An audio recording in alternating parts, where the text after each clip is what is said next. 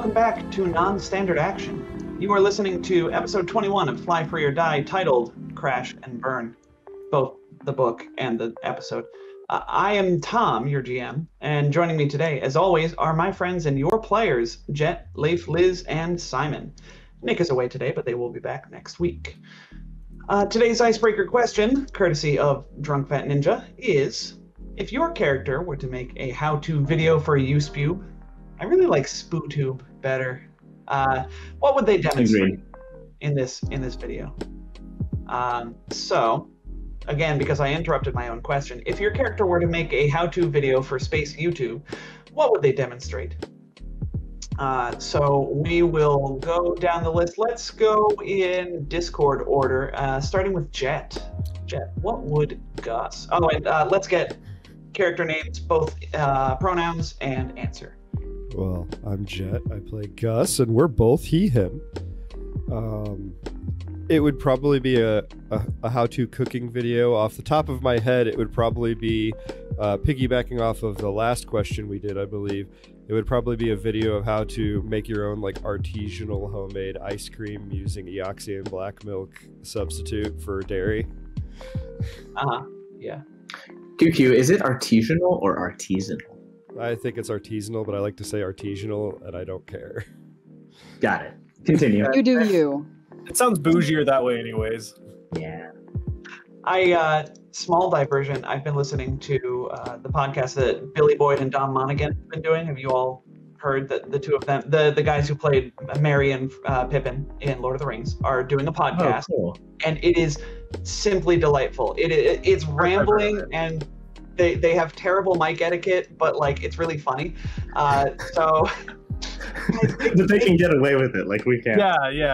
I was gonna say, like, how's our they mic eat etiquette? food on mic, and they make chewing noises into the mic, Oh. and I hate it. I skip that segment sometimes, but they were eating licorice to this point. They were eating licorice one time, and Billy Boyd, being from Scotland, calls it licorice with an S sound, because Okay. there's no there's no reason for there to be a sh sound there at the end. I like it. Yeah, so that's Sorry, I don't eat licorice. It's licorice or nothing. Simon That's the good fucking stuff. loves licorice and ordered some like double salted Dutch licorice. I heard of this epic, this trial. I licked one and that was enough for me. It was Try disgusting. all the other ones. Get the four-pack sampler. All the other ones are great. Yeah, so again, in defense of double salt, the first several seconds are by far the worst. And once you normalize to them. You're not like- selling it to me. Yeah, but when you just licked it and it was painful. And yes, the first lick is very painful, but like the subsequent licks are just each one is slightly better than the previous. Sorry, we can move on with the Yeah, icebreaker. sorry. I've totally. No, that's okay. I started this whole train wreck. So Counterpoint, Simon. It doesn't get better. It does. nope, overruled. Leif, pronouns of character and answer to what would you make a how-to video of? Hi, I'm Leif, they, them. I play Ketch, he, him, and I mean, this one was really easy for me. Ketch obviously does like those stupid 12-minute like how to fix X, Y, or Z on your hover car, but like the first 5 minutes are of him plugging his own channel that you're already on. So like, why did you even record this? So you just scrubbed through the first. Sorry, I was trying to fix something on my car the other day, and I was like, oh my god, these videos are awful. Yeah. Yeah. So no, Yeah. actually, I take it back. No, he doesn't have those at the beginning because he's competent and knows how to make a USpoop video, a First spoof five- poop video. First 5 minutes are talking about his other videos. Yeah. Yeah. If nothing else, put that at the end of the episode or end of the video, really. No, But then they won't watch it. then. Yeah, I know. I'm too nice. Gotta get those Anyway. clicks. So Liz, name, character, pronouns, and answer. Hey, I'm Liz. I play Auntie Nuna, and we both use she, her. Auntie Nuna would produce one of those like beautifully shot, very aesthetic not even almost a tutorial, more of like an experience of like knitting a complex sock with like explanations at like the tricky parts, but like I don't know if she'd do the narration or not, like in voice, or if it's just text, but it would be like this very atmospheric music over it and camera shots. She would. Auntie Nuna could totally like do this, I feel. Oh yeah. She's got the skills. But it would all be knitting like incredibly complex like cable knit jumpers and 5 needle socks and stuff like that. I don't even know what any of those are. So too difficult for people to replicate? No. I mean, that's the thing. Like, human textiles are incredible. Before we got, Before we introduced machines to doing it, we actually had higher quality textiles. It's just that it cost a lot of money because you had to pay humans. This makes sense. Yeah, I believe all of that. All right. How about Simon? Pronouns, character pronouns, and answer. Yes, I'm Simon, he, him. I play Marath, they, them. Marath, imitating Gus, decided to make a cooking video of their favorite food. It was sort of a fruit slurry sludge kind of thing. It was not very popular. There were a few common critiques in the comment section, one of which was that everyone hated the food when they made it. And the other common complaint was that like the instructions that Maria gave didn't really translate to people with hands. They can like cut open fruits really easily just by like assigning each bug to a couple bugs to each fruit and just breaking it apart, and that's way easier than a knife, but like it doesn't really translate.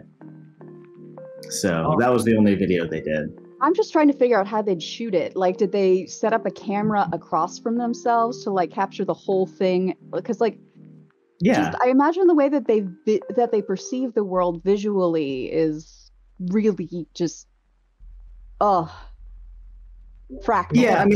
Yeah, I mean, there's a few seeing bugs, right? It's not like every, Oh, okay, so it's not every bug isn't giving sensory input on all 5 senses at all. Every generation, there are 2 bugs with sight, and they reside. No, much more than 2, but less than 50,000. Yeah. Okay. Cool.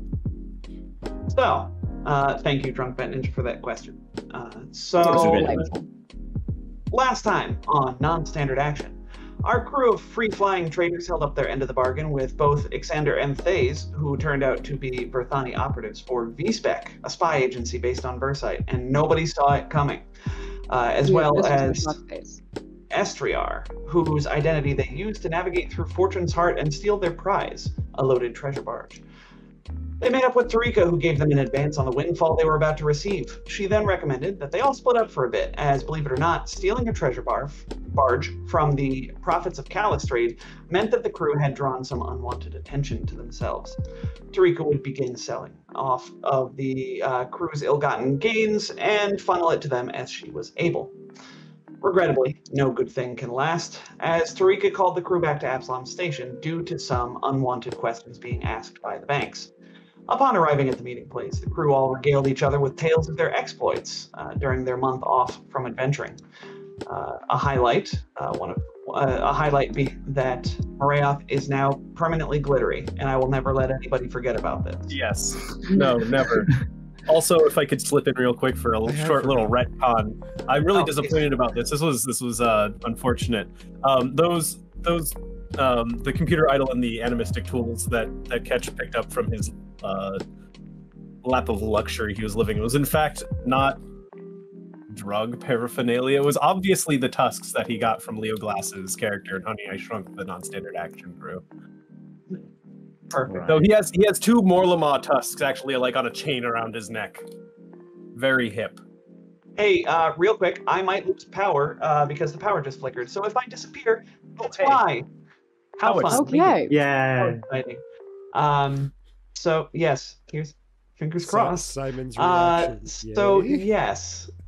We were. Oh, yeah. So you regaled each other with tales of your exploits no sooner than you all had arrived, but Tarika sent you all a text with a message that no one ever wants to hear.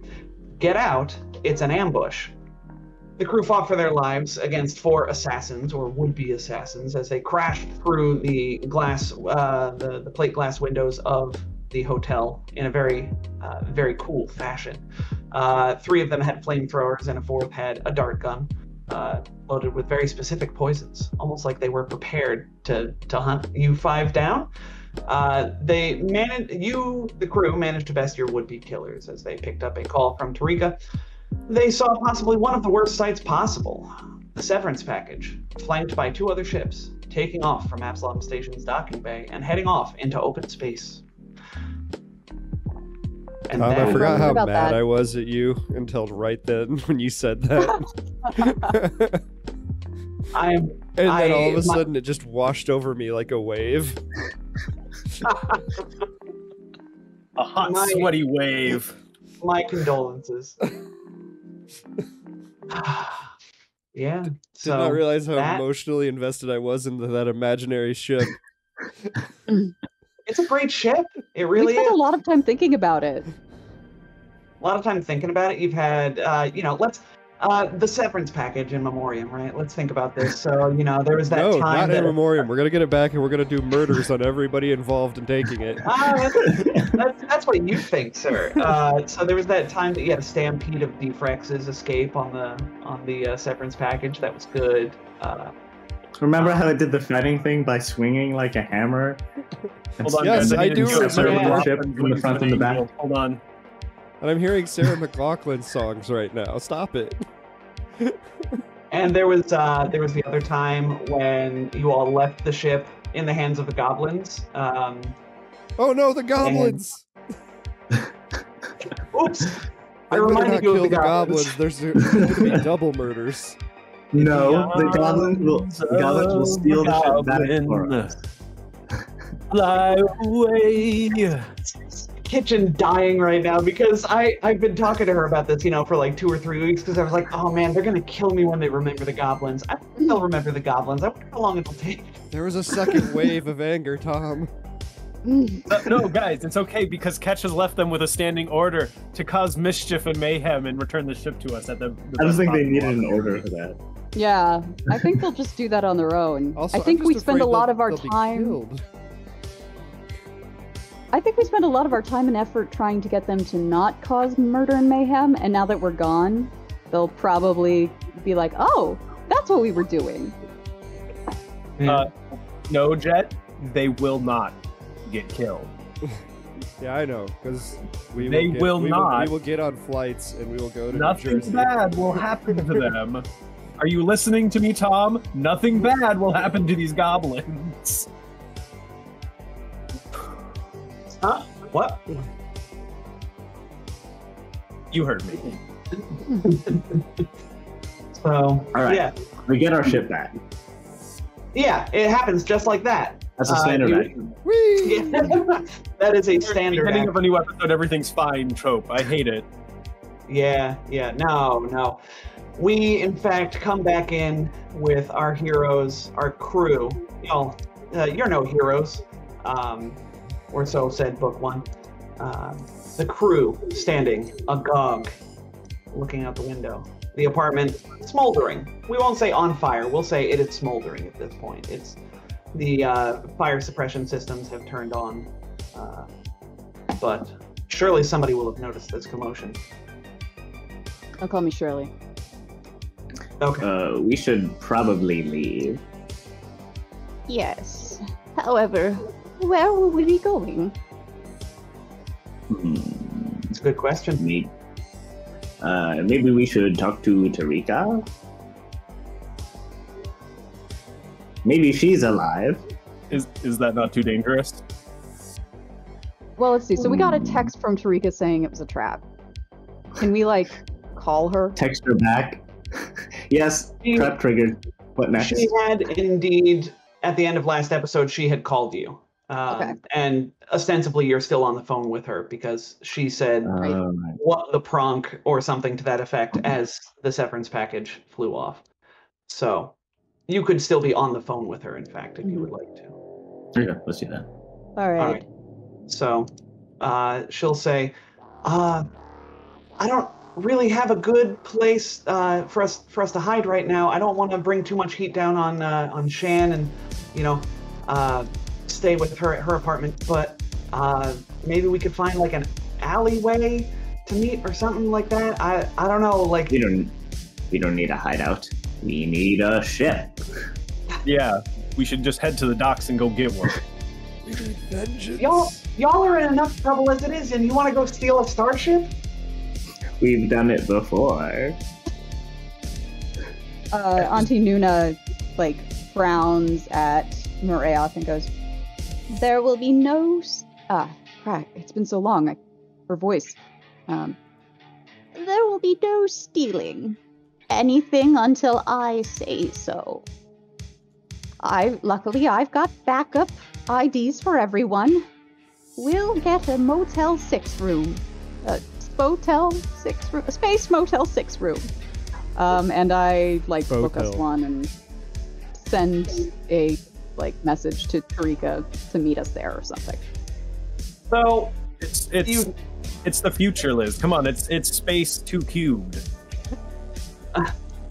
So Auntie Nuna goes online and No, that's not either. starts the process for booking a space Motel 6, space 2 cubed, whatever.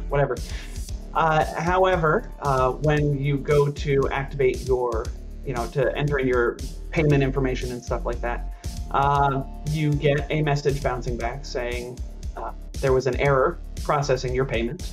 Please contact your bank. Oh. I check the backup accounts. I'm sure they're also not working. Not working. Very First strange. you take our ship and then you take our money? How dare you? Those are the two things that adventurers love. Those are my two favorite things! My ship and my money! And we use the ship to get the money. It's true. So, as this realization hits Auntie Nuna, you all might begin checking your own account or accounts. And indeed, it seems that every single one of your accounts has been frozen. Even my You one agree? in the Caymans? Dang. Especially your one in the Caymans. The Spaymans, if you will. The Space Space Caymans, Caymans. yeah. Oh, that sounds too dirty. Nope, Spaymans it is. So, yes, it appears, my friends, that you have been burned. Your bank accounts are frozen. Mechanically speaking, any money that you have on your loot sheet is all that you have outside of assets and bank accounts. If you try to use any When credit, you've been burned, you've got nothing. No cash, no credit. You're stuck in whatever kind of city they decide to dump you in. This is This Sorry, is all go on. copyrighted material. is that burn notice? That's burn Yeah, notice. Yeah, I watched like 1 or 2 episodes of it. It was fun. It's a lot of fun. Yeah. So Standard Action, not sponsored by Burn Notice. not sponsored. But we could be. we could be. No, No, that's not it's been off the air Writers? since 2014. Oh yeah, I know. Just- Network that hosted burnt. No, anyway. So if you try to use any credits you have on you, the stores actually turn you away. The shopkeepers politely but firmly shooing you from the premises. Similarly, if you try to make contact with any shadier people that you might know, they give you the cold shoulder. They either pretend not to know you or straight up flee when they see you approaching. We need just a quick scene of the imagination of the crew dragging Ketch out of a shop as he screams at the shopkeeper. No one shoes Ketch.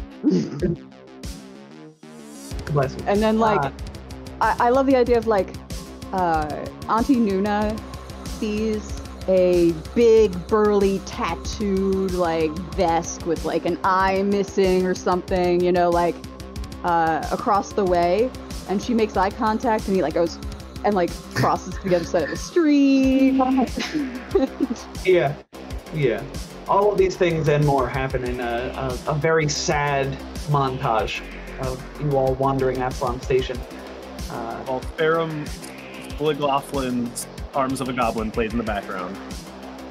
In the arms of a goblin. Yeah. Fly away, as they say. Yeah. Sorry, then the music that's currently playing isn't really appropriate. I'm leaving the battle music on. It's staying on. It's there intentionally. The whole book. It's aspirational battle music. This is the soundtrack of a fighting spirit. We get Doom Boss music for the rest of the session as a treat. If anyone, like, I feel like Gus is not dumb, but he's not exactly street smart. So I feel like at some point someone's going to clue him into exactly what's happened, and you're going to get that scene of him tremble-fingered, like, leaving the family group chat. Oh no! Oh no! I have good eyes. Can't endanger your grandmamas. Disappear. Oh god. That hurt my heart, Jed. Alright. Marath is sad about this, but is very accustomed to people being uncomfortable around them, so this is kind of more of the same. Yeah. So, we will say that you all can find a, whatever you'd prefer, public park that you all could meet with Tarika in, or, with a lot of witnesses around, or a, shady alley with nobody whatsoever around to meet with Tarika. But Tarika... Shady alley, obviously. Yeah. Yeah, mostly because Ketch is going to be yelling, and I don't want to attract attention. To the spike. To the spike. All right, so you all find a suitably shady, perhaps even dark alleyway to meet with Tarika, and she says, "Well, to put it lightly, this sucks fleeing. But boy, am I glad to see you all in one piece." Stew. They took our ship and our goblins, Tarika. I know, and y'all are probably real steaming right now. Did they attack you too? Ketch just breaks down crying, like hugging Tarika. Just, they took away my fire resistance, and they took everything. Seeing a hug happen, Gus will hug them both. She, pats Ketch on the back of his head and says, "I know, I'm sorry. They did it," and then looked over at Maria. They attacked me too. Yeah, I was on my way to the Absalom Zero, and then I saw these shady guys sort of standing outside the front, and then they made eye contact with me, and I decided, hey, you know what? I'm getting out of here. And they gave chase. I was on the run for like an hour or so. Didn't have a chance to breathe, let alone send you all a text, so I really am sorry. Eventually I managed to slip away. It is okay. But how do we get off of this station? And how do we get our home back? Well, it's off of this station. We figured we would do that first. Well, you're gonna need a starship, and you might be able to find something. I don't know. It seems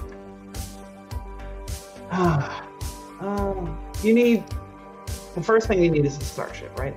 You want to get off this station. You want to get back. This has got to be right. This has got to be either a lean Sinjin or some unholy combination thereof.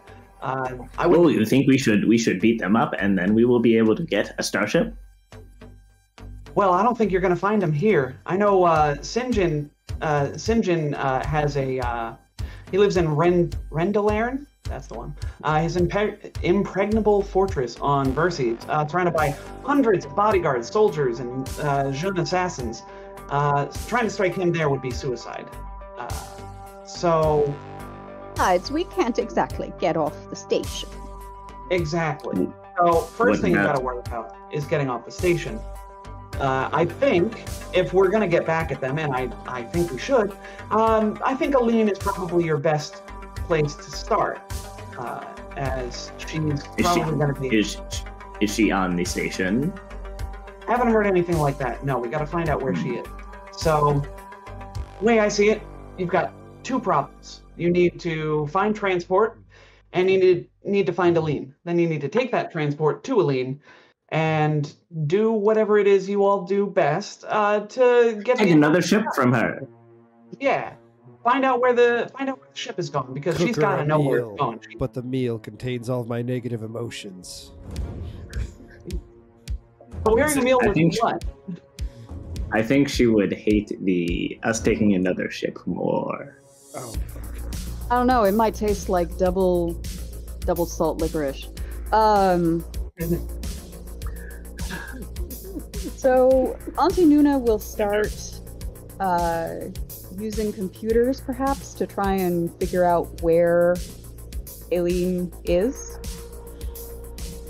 Oh, And pretty hard. Simply because Aline is she's a very public figurehead of the company. She's one of the vice presidents, but you're not going to be able to really find where she is just by doing computers checks on the public info sphere or anything like that. So you'll have to see if there's like anywhere that you can get this information on the station. So we have to raid the Edge Corp headquarters on Absalom. There is an Edge Corp headquarters on Absalom Station, yes. Oh, we go back to our old workplace. Except this time, unemployed. And with violence in our hearts. man, that just sounds like a number of unpleasant incidents. Yeah. First, we get a bulldozer, and then we weld rebar on it and put concrete slabs. I know this story. No, you're talking about, yeah. Yeah. Killdozer, let's do it. We're not gonna. You know what? I don't want to limit my players' creativity. So. Catch absolutely is getting the submarine, and oh my god, the submarine was on the ship. Ah! Oh, it is! Oh! Man, the waves of scrap that. anguish just keep coming. Why? Why do you do this to me? Gus picks up Catch like a baby and is just cradling him. Rocks him to sleep. Is inconsolable right now. Just like tears, sobbing. Yeah. One arm holding, because he's probably Gus. I imagine. I never statted him out, but I imagine he has an extended family, not just the main family. So he's probably got little cousins. So he's like rocking him with one hand, and his mechanical arm's coming out into like professional cookware, and it's like putting like a nipple on a beer bottle or something. Oh my god. Okay. Right. So if we go to the EdgeCore location, we can't be ourselves.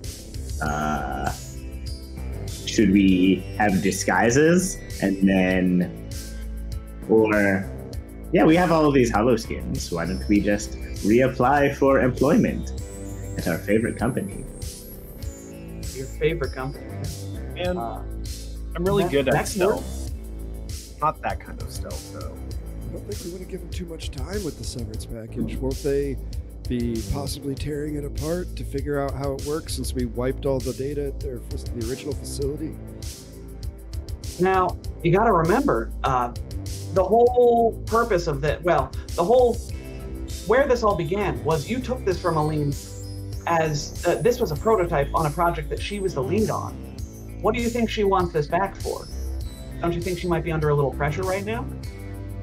She's not going to tear it apart. She wants to show it off. Yes, it will make it all the more sweet if we pull it out, if we pull it away again. Yes, So if we could just replace it with just a crappy spaceship, and she like pulls the drop cloth off, and it's just like the worst spaceship imaginable underneath. Forklift. We spent 400 billion credits developing this, and this is what you give us? In a way, this may be a blessing. It'll be all Okay, Tarika, how do we get back into the EdgeCorp branch office so that we can take another ship from Aline? Or find Well- out where Aline is. Ideally. It's getting pretty late today, so we might wanna. We gotta find. You gotta find a place to sleep. Shan said that she would put me up, so I'm gonna stay with Shan. There's not enough room in her apartment for y'all. Otherwise, I would invite you along as well. So y'all are gonna have to find somewhere. I'm sorry, on the streets to sleep. But We will show you our favorite gutters. Catch says, "Don't worry, guys. I know a place. oh boy, You just gotta not ask too many questions, okay?" Where is the place? That's already too many questions, Mary. No, we can't go, Marath. No.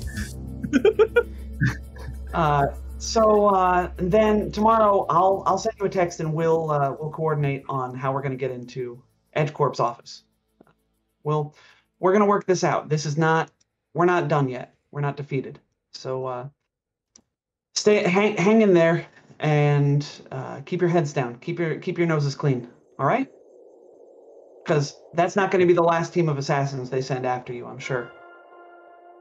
We'll do our best. Certainly not. But are you gonna be okay? Are you and Shan gonna be okay by yourselves? Oh, yeah, Shan's a clever girl. And this is not my first time on the run.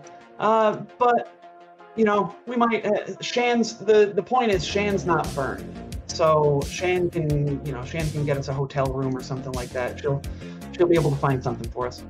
But, yeah, so we'll meet up soon. All right? And she... We'll take this. Then he actually is gonna give Tarika his whisper comm. Just in case you get in any trouble, just let us know. Thanks, Catch. She claps you on the shoulder. And, Actually, wait, quick question. Because at the end of last session, you listed the stuff that we could loot off those bodies, and on it are cred sticks with money. Do those not work? No, So- we have all the money on ourselves. People like in just our don't want to sell to us right now. yeah, you have not only your assets, like your bank accounts, haven't just been frozen. You have also, it's becoming apparent to you that people somehow have been told to not sell things to you. So, It's like So those could- posters that they do not sell Yeah. to this person, and our Like pictures Mar- all over. like Marath said, though, we still have the holoskins. Could Auntie Nuna program us some disguises? Then we use the credits that we picked up. How could the APA not thought of this? I mean, what are you trying to buy that'll solve this problem? Yeah. No. But she's saying You can't we buy could a find a place ship. to lay low overnight. So if we could get disguises, and we could get just a crappy hotel room. Catch knows a place. I got you. Don't worry about it. Okay. I like that thinking. And should you all need a backup, that is a suitable backup, I think, because I can't think of a reason for that to not work. You would just need to find a place that takes, quote unquote cash for a hotel room, no questions asked, that kind of thing. So And it doesn't require like proof of identity or anything. But yeah, Yeah. surely such one could exist. I mean, a Motel 8 by a truck stop. We're fine. This is space. Yeah, This this is a is future. our Stop fight. next to a Spotel Spate. hotel spate, man. Or Fotel. All right. Fotel 8. I want to hear what Kitch's plan is. Catch. What's your plan? Where are you taking everybody? I know a place, he says, and he's gonna go ahead and let you in on a little secret about how he used to be in a gang. You guys. No. You still are, Cat. Gus No, a gasps different and, one. Like does the dramatic hand across his mouth. We needed a couple of places to lie low, so I know a couple places down in level 21. So just watch a step down there. All right. Is there gross? And things on the ground? assuming this is an acceptable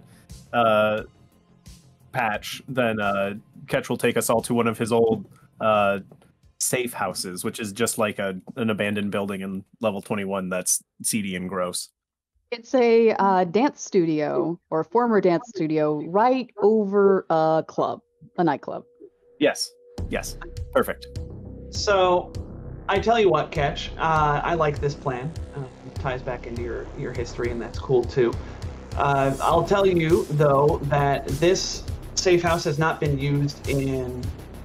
Well, it actually looks about hasn't been used in as long as since you were in prison. If that sentence made sense, hasn't been used in a long time. It does. It makes sense to me. So, you're not going to find food there, but it is a roof over your heads. Which I can feed everyone with my armor. Can you? I have the food storage thing. I have a bulk of rations in my armor. Okay. Ketch also has a week's worth of rations that have been there since like the beginning of the AP, so they're Is there an expiration date on those? So how good? Roll for expiration date. Let's tell you what. Let's take a Pathfinder 2 mechanic and bring it back into the past. Let's make a flat check. So roll me a D. Don't roll me a D20 yet. I want to decide the DC of this. Let's say it's a DC 15 flat check. If you roll a 15 or higher, your rations have not expired. that sounds mean, but it is also just 1 credit. Oh, close. Whatever. That's a 13 on the D20. I apologize, but you're right. You remember those rations that you had tucked away in your backpack, and they've just been kicking around in the bottom. They're like mostly crumbs now, but what's not crumbs is like slightly moldy or very stale. I'm just picturing just that the like- goblins got to him and like tried to take nibbles and then leave most of it. Yeah, no, that's exactly what happened. But I mean, Ketch is just like, oh no, I'm so hungry. Oh wait, I have food, and he goes in his bag and he pulls out just handfuls of wrapper and crumb, and that's the last straw. He just like breaks down. He's just like huddled up in a ball. Don't worry, Ketch. Here, and Gus pulls out his straw because every time I've had Gus like stress eat in the middle of like combat or somewhere where he couldn't cook, I would always do the noise. That's because I had these. So every once in a while, I would drop a couple credits in just to fill it up. Yeah. I almost right. got a Mark III culinary synthesizer installed in my armor. I remember I need UPBs to power it. Yeah, Auntie Nuna like but it can store a rubs- bulk of UPBs, which I don't know is like $1 billion. Auntie Nuna uses one of her 4 hands to rub Catch's back. There. All right, broken Ketch once more. So, all right. So,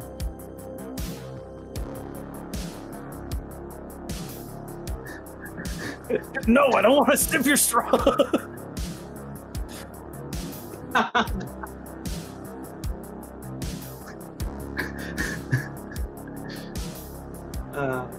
well, thus passes your first night of not having a place to stay, also known as homelessness, which is not something to make light of, but in spite of you all being very funny characters.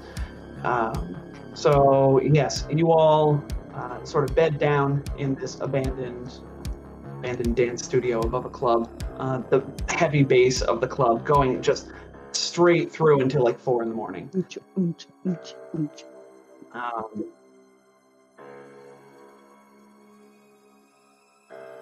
Oh yeah, Wrath don't mind.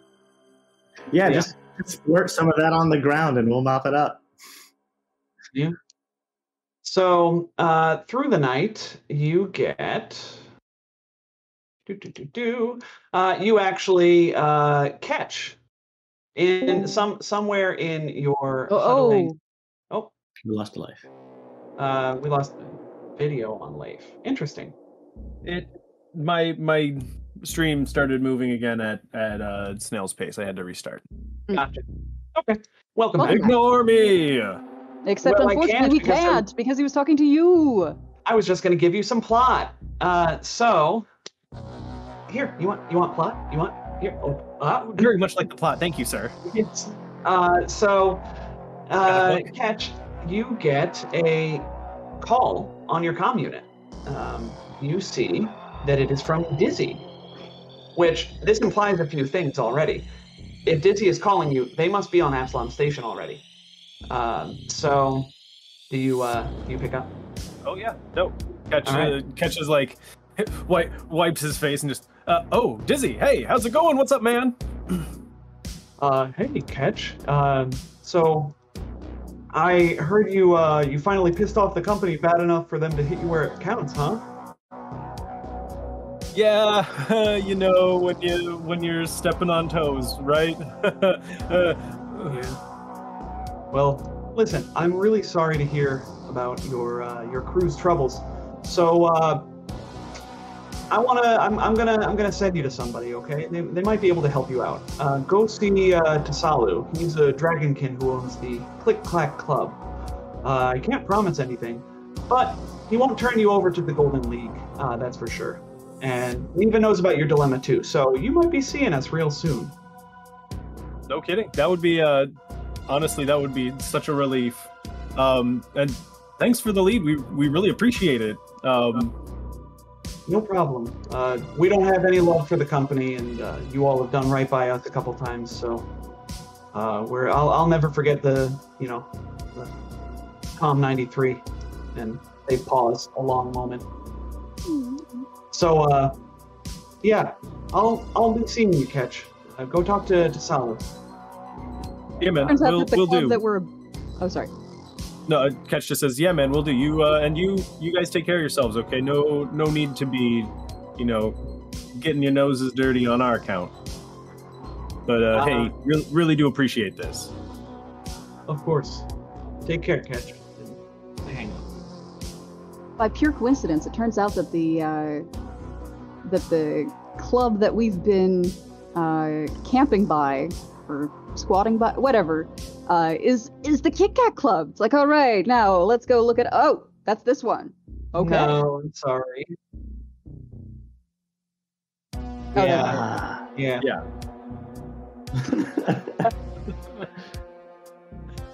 Yes. So, and then Sloan actually gets a message from Goog. This one in text form. Goog being, I know we don't talk about them too often, but Goog is one of your goblins on the ship.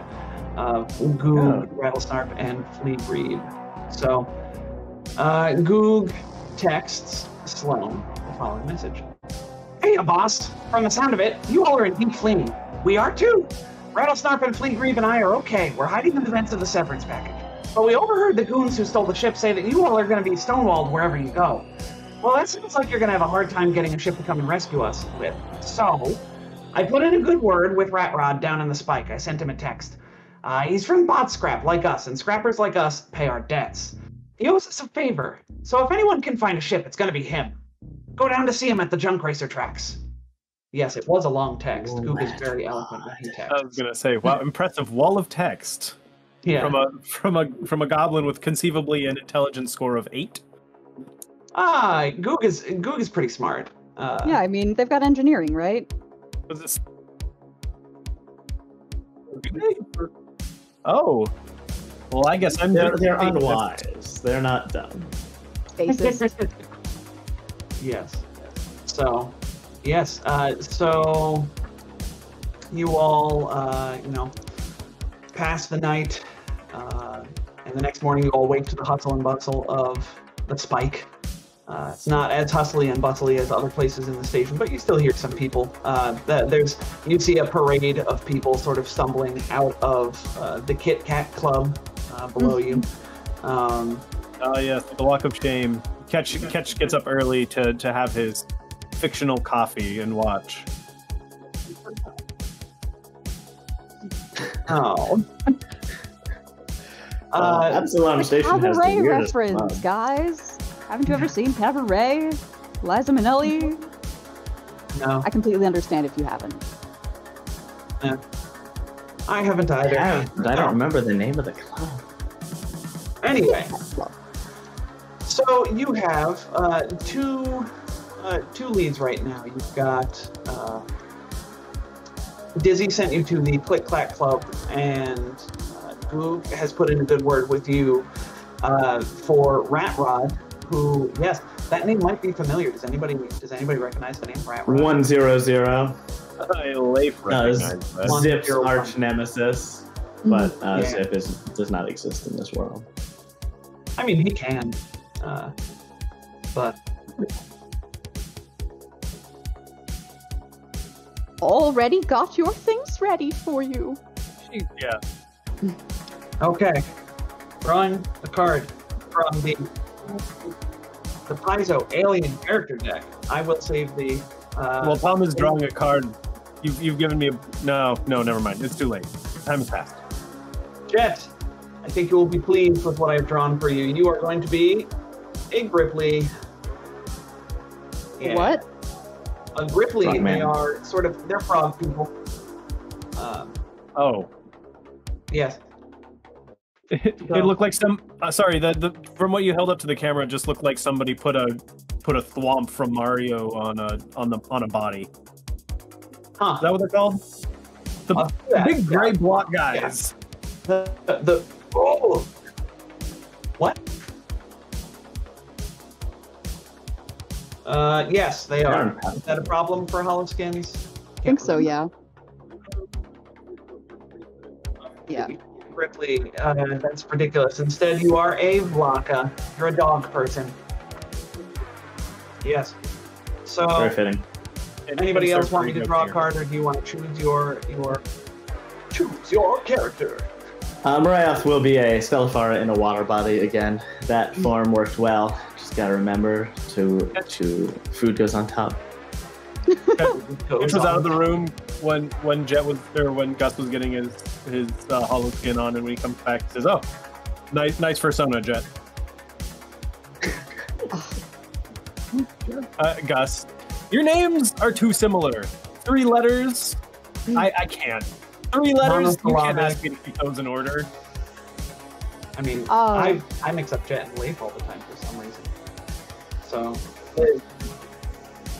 who is Auntie Nuna going to be? Go ahead and draw a card for Auntie Nuna, just so I can get an idea.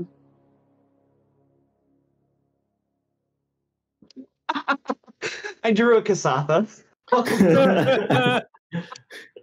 Just That's a different Kasatha. Just a that's different all. Kasatha. Yeah, Kasatha is a common race. It is. Yeah, okay. It could also be a common race, another common race on Absalom Station, the Sheeran. But you can. Yes, They don't use them though. but those are for mating. Yeah. That seems a little rude. I think Auntie Nuna will just be a completely different little old lady Kasathan and rely on her bluff. Yeah, fair I'll never enough. expect it. Yeah, you can. Yeah. So the closer we are to danger, the further we are from harm. It's the last thing they'll expect. She puts on the, what's the word?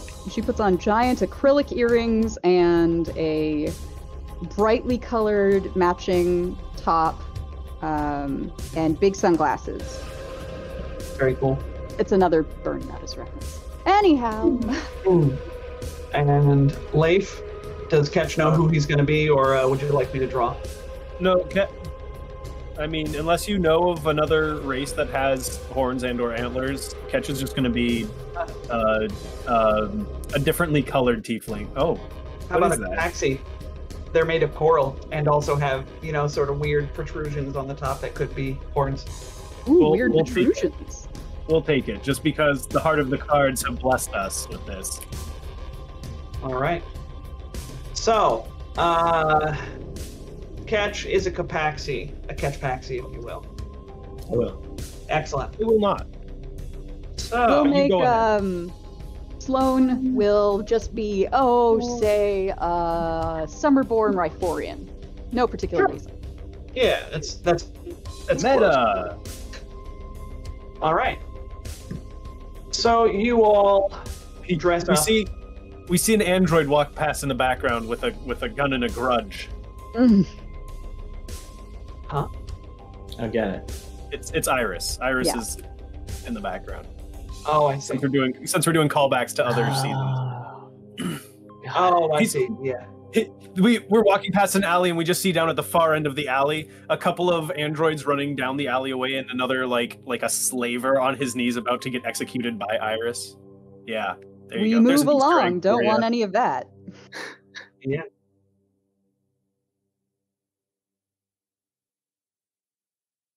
Nice. Meanwhile, Gus is like creating an elaborate backstory, a la Jake Peralta. Yeah. Yeah.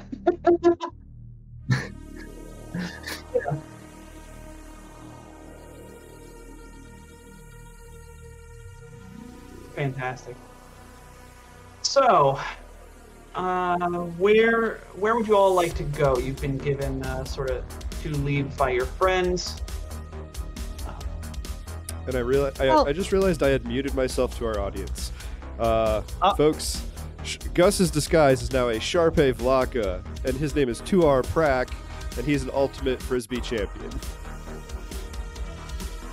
To your question, Tom, the obvious answer is we're going to split the party and two of us are going to go to one and two of us are going to go to the other. No, we are not going to split the party. We know better than that. No, it's the perfect plan. No. Splitting up. I don't know why I'm encouraging this. Splitting up would be better for avoiding notice. But And we cover more ground faster while we're being, hunted and stalked. But- So they're looking for they're looking for 5 of us if we split up into smaller groups and we're disguised. however, from a narrative standpoint, there may be things to be done at each location that would benefit from having you all there. So, Yeah, I get it. Never split the party is the rule at Paizo. It's a good idea. It's a bad idea. It's boring. It's. Ugh.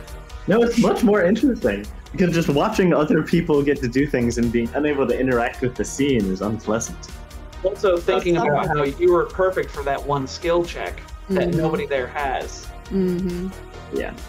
And then you just go back later and do the skill check once you've come back together and said, oh well, this and this happened and we were up at this point. I don't know. I just think it's more doable than people give it credit for, and it seems like the more reasonable thing to do in many instances.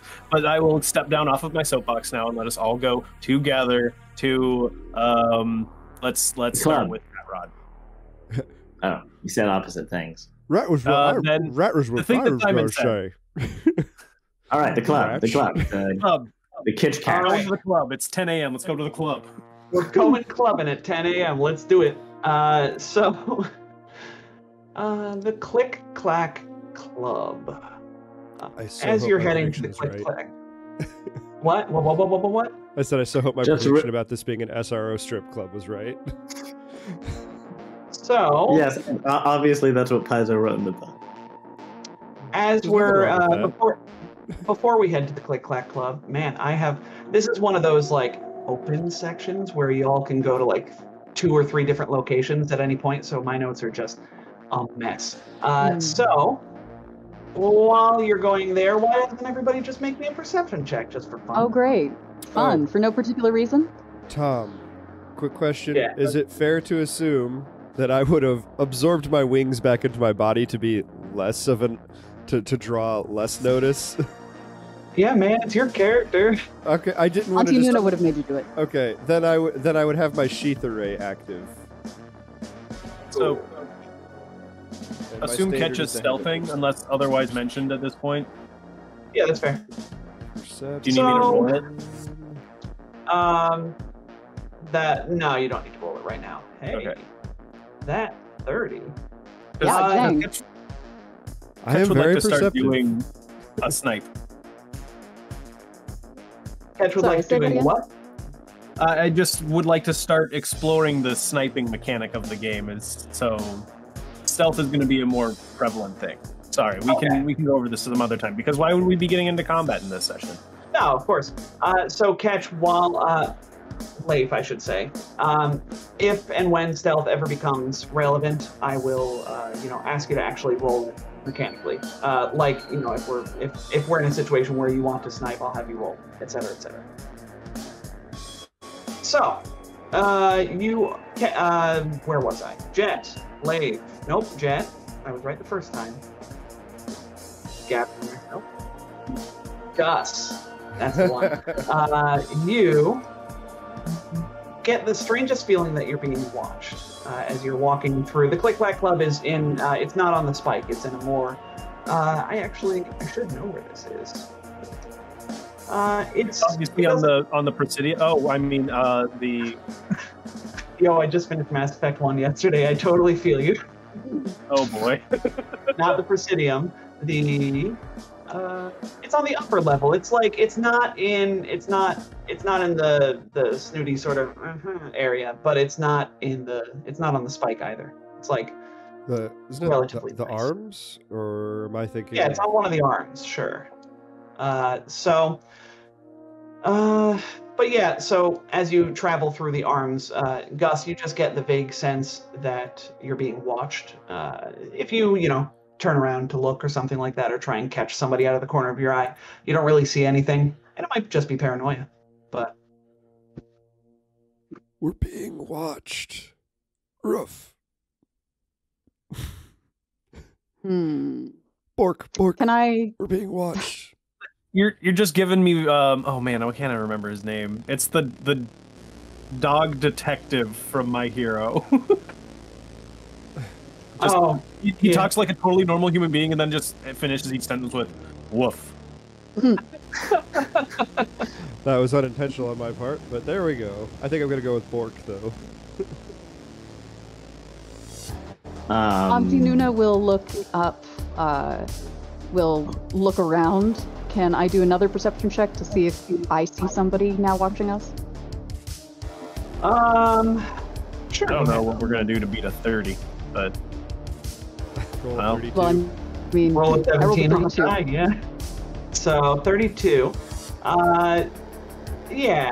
So again, it might just be Gus sort of playing into your paranoia, playing into what Gus is saying. But you get a vague sense that you're being followed or watched as well. You don't see anybody in particular. Yes, Lee. I just can constantly see invisible creatures, just so Yeah, you're that's aware. cool. Yes. Okay, I just wanted you to know.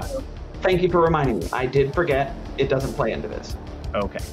Well, I guess Morath will say if we think we are being followed, maybe we should set up an ambush to Split up. catch whoever is following us.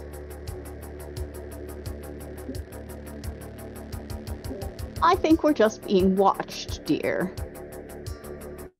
We'll just Okay. have to stay on our toes.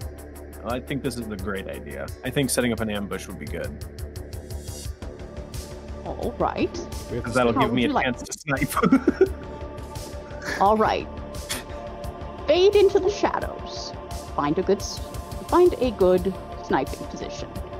That's a deal. All right. And if this is a kosher, Ketch will just slip into one of the buildings along the street and find a high place. Sure. Yeah.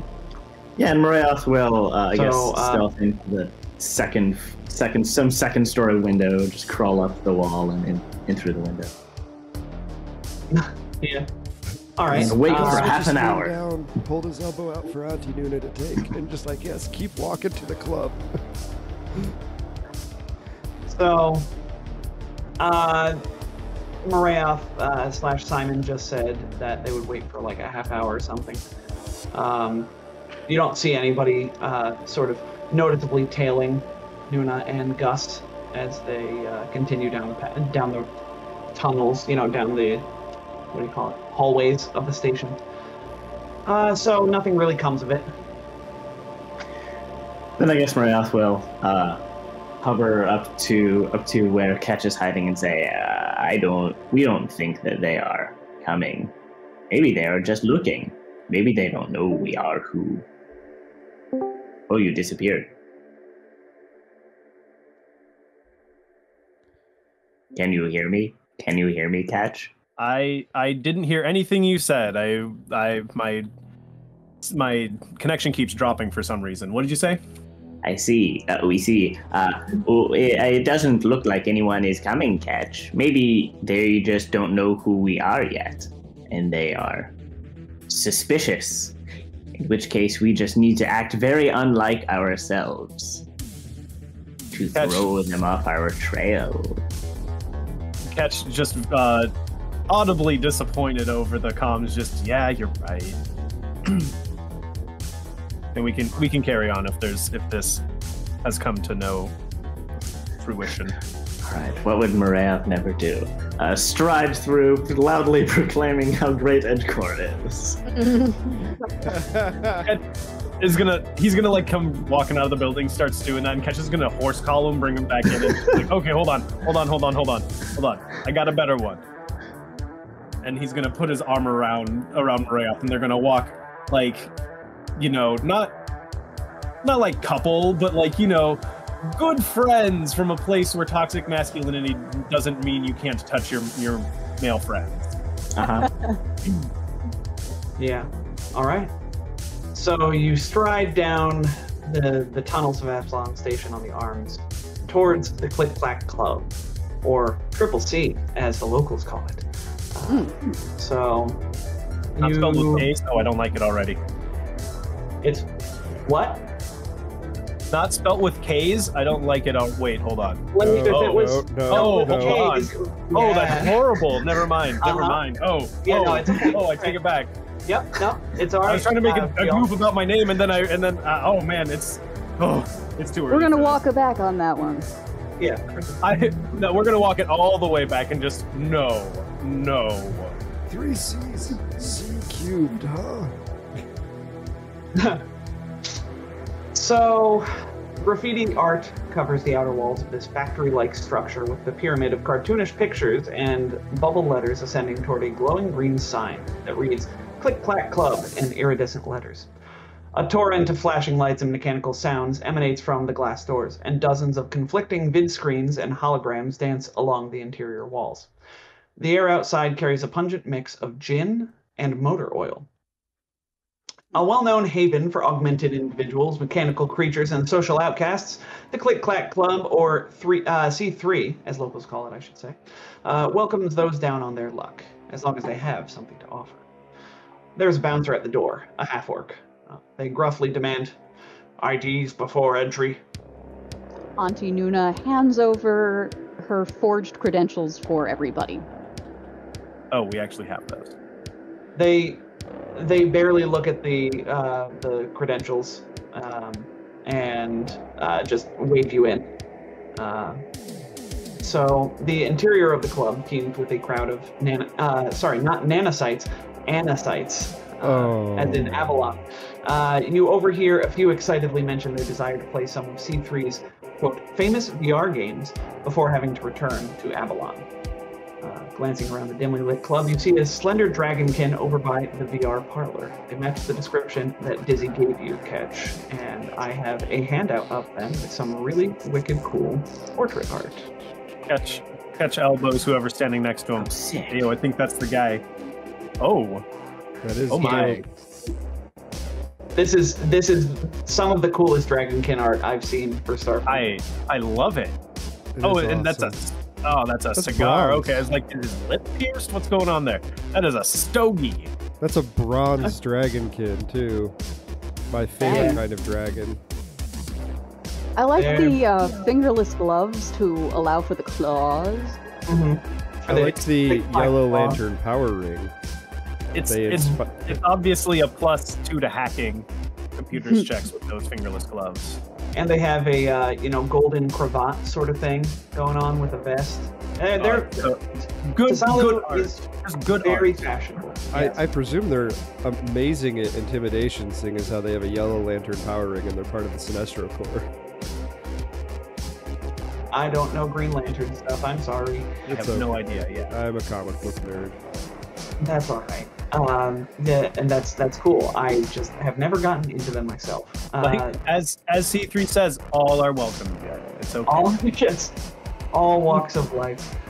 So, yeah, you see Tasalu there. You see a Riforian behind the bar, sort of keeping an eye on things. One thing you'll notice is this club seems pretty strapped for workers right now. Like they don't have a lot of employees on shift, in spite of the large numbers. So what do? Go up to the Dragonkin. Yeah, we approach the Dragonkin and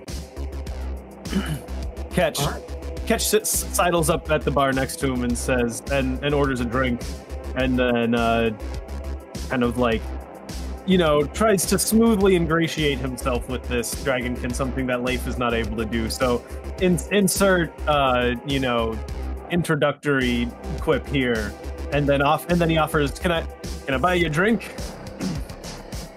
Oh, well, thank you. Yes, I actually own this place, so you could feel free to buy a drink. That's the same thing. But and then he just looks at the bartender and says, "I'll buy myself a second drink then to add to the profits of this establishment." Yes. And then says, "So I believe a mutual acquaintance of ours is interested in not setting us up. That sounds too datey. You were recommended to your establishment by an acquaintance. Yes, Dizzy told me about you." He then whips around and deftly catches an Anacite who is about to walk across the platform for a VR game and sets them going the other direction. I have Yes, awful Dad. news.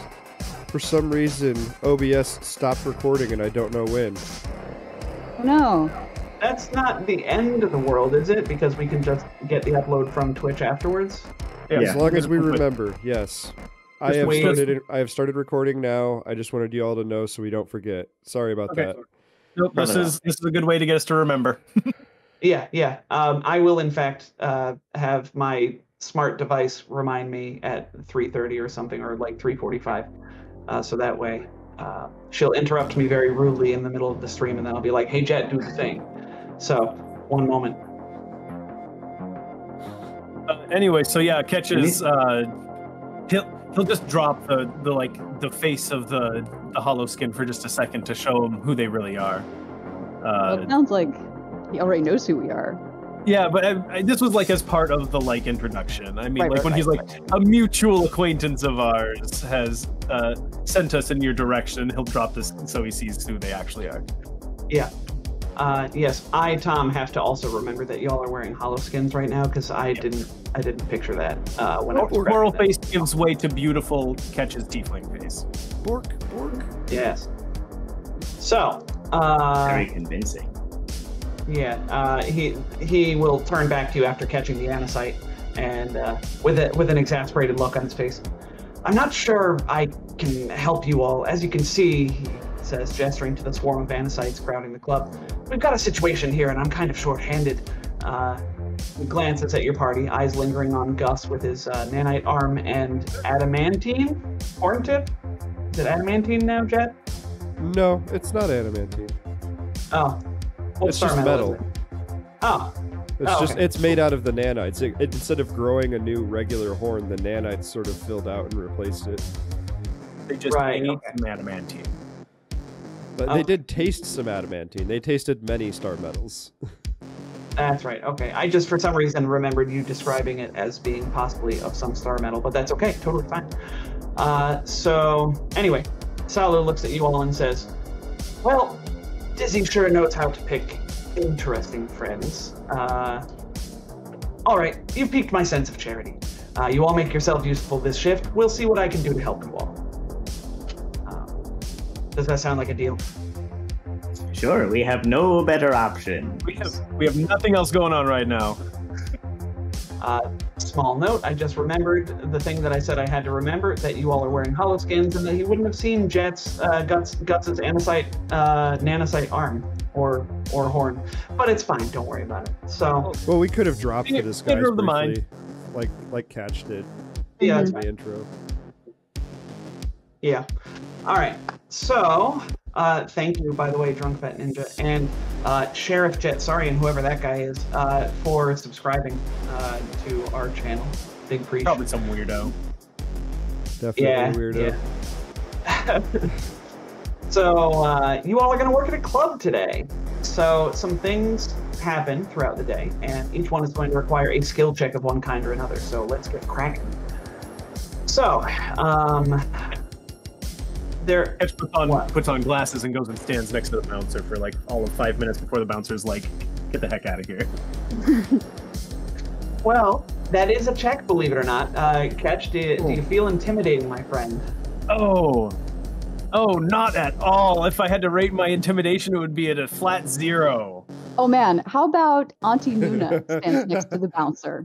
Nuna comes out, taps Ketch on the shoulder, says, "They need you in there," and then takes his place. Auntie Nuna, All right. infinitely more intimidating because there's more arms to cross. Yeah. Yes, your intimidation score arm increases with intimidate. exponentially for each arm. So, Auntie Nuna Oh, goes and tries to no, help I rolled a 3 and got an 18. I'm upset.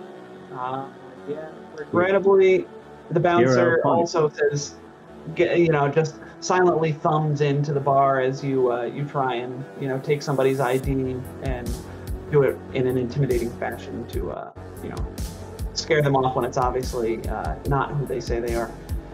And you do not succeed at that intimidate check, but maybe you'll get a chance to try it later. We'll see how you all do on these other checks.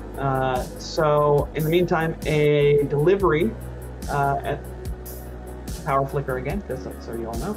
A delivery arrives at the back of the club. This is going to require athletics to unload this delivery and carry supplies to and from the bar. Yeah, I see you waving your hand there, Gus. Go ahead, roll me that athletics check. That's just like sees an order like coming up, a delivery coming up, and just flashbacks to when we've had to load the ship, and Ketch is just like, Gus, Gus. Oh no. That is a 30 on Gus's athletics check. So Gus, you are totally fine with moving these crates of things. You pick things up and put them down very well. Yes, it's a Good job, buddy. yeah. So we will have now. Oh, suddenly a conflict among some belligerent and intoxicated SROs springs up. So we're gonna need a diplomacy check from somebody. All right, Auntie Nuna rolls up her sleeves, all four of them, and heads over. All right. And we're going for diplomacy? Diplomatize those SROs. All right. So that's 26 plus 5 is a 31. 31 indeed. So, yes, 31 is going to be enough to do it, so you're able to sort of talk them down and maybe, again, Uncle Iroh them, make them see that this conflict is just, this is just a moment in their lives, or some such Irohism. Got a question. How do SROs do VR? Like, isn't their whole life kind of VR? Isn't our whole life kind of VR, Simon, anyway? Like, aren't we just, ghosts riding around in meat suits? Like... That's deep, yeah. I object leading the... Oh, wait, hold on. So, all right, so that's 2 successes that we've got. We've got athletics, we've got diplomacy. Now, no, Maraev, this is not yours because this is an engineering check that we've got coming up to keep the club's overused VR machines and other facilities in working order. Why don't we, I bet Ketch would be good at this one because, and not just because he hasn't been able to do one yet. I'm sure. Yeah, the lights start to flicker there instead of in Tom's house because we're manifesting that. And Ketch just pulls out his gun/cyber deck and plugs it into the system and does a little tap it, and the lights come back up. Wow. Yeah. And Ketch. So as you're doing this, it totally. You rolled a 34 on this check, and that is a monster of a check. Only on a 13 on the die too. Engineers are scary at engineering. It turns out, or mechanics anyway. Mechanics sure are scary at engineering.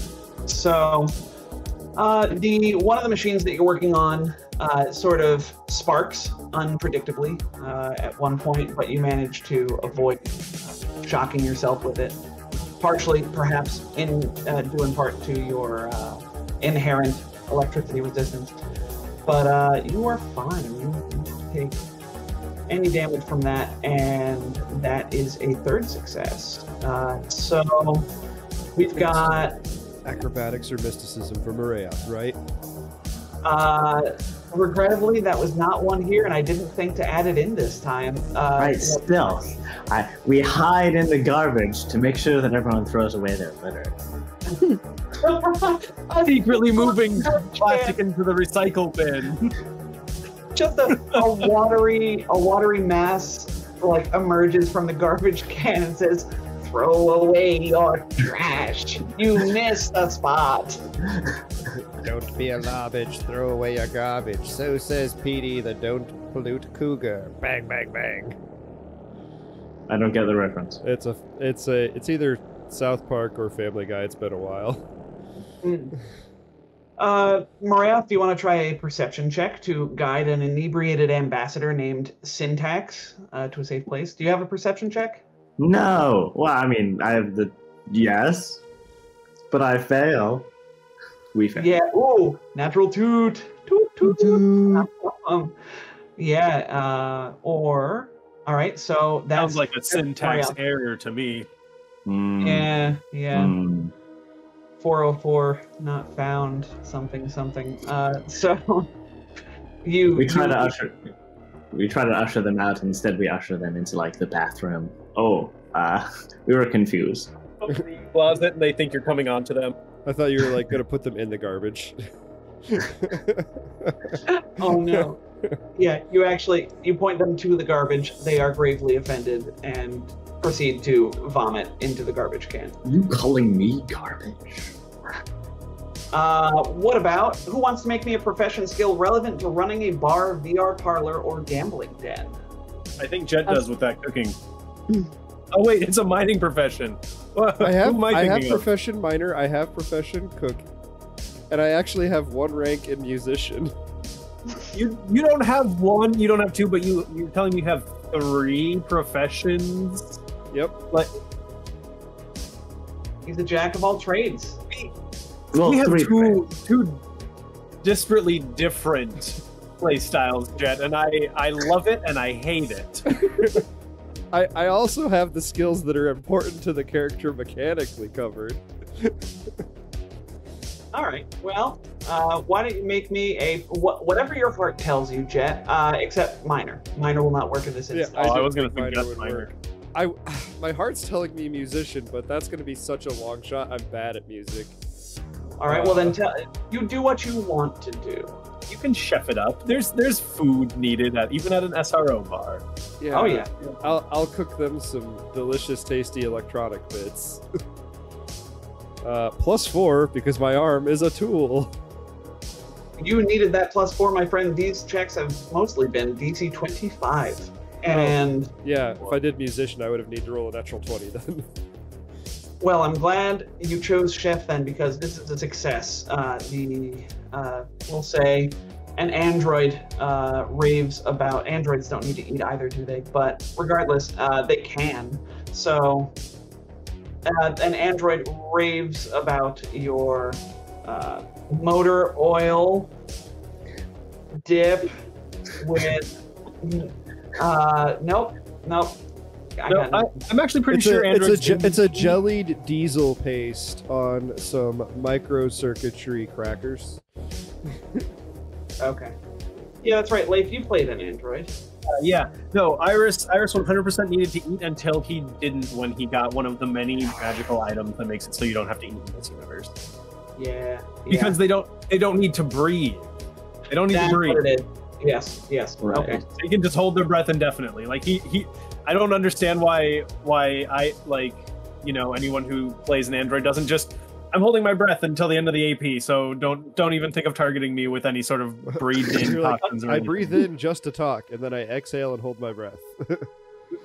Get a telepathy circlet. The character ideas coming together for like some sort of monk who just has made the vow to never open their mouth again. I was gonna say vow boy. of silence, except for with my brain. Yeah, I feel like a vow of silence is so undefeated if you just don't have to talk anyways. Yeah. That's Yeah, what are you Not sacrificing there? telepathy. It's a vow to just not open the mouth because something the mouth is unclean. All right. Let's move on from this.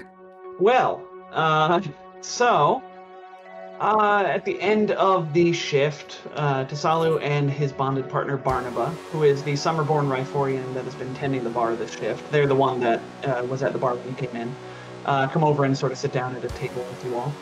Tasalu leans back saying, "Phew, hell of a shift. You all did great. All right, why don't you tell me what kind of trouble you all are in?" Ketch starts tearing up again. They stole our home. Orc. Do you know about Edgecore? We took a ship of theirs, and then they took it back. But they were very peeved about it. Ah, yes, okay. I had heard some muttering on the, official channels of don't sell to this crew of 5 or blah, blah, blah sanctions or something like that. All right, well, Did we release the ship's plans to the equivalent to the infosphere? I thought that was something basically, that yes, we did. did you all? I'm pretty sure we did way back. We were like, do we do this? And I thought we decided we were gonna. We didn't want to give up the ship, but we were like, let's release the plans because what It would what make at least sold EdgeCorp Gus unhappy. was this will make the universe a better place if everyone could do this. And Morath was definitely like, yes, yes, my disciples.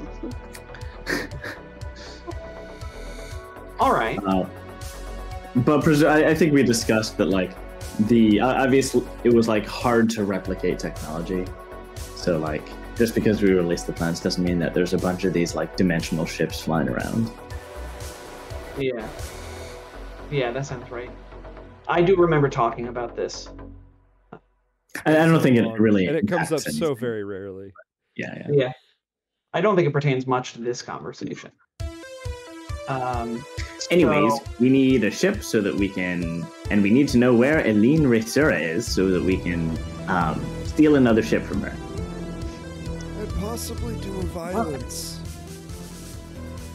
Well, as long as no violence, as long as you don't bring violence back to the club, because the best that we can offer you, he looks at Barnaba, is we can offer you one of our back rooms to sort of stay in.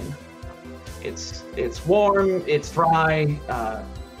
It might be a little loud sometimes, but and we can feed you too, I guess, but not for long.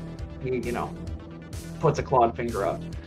Just until you all get your ship and go off and enact vengeance or whatever it is you do. We appreciate it, dear.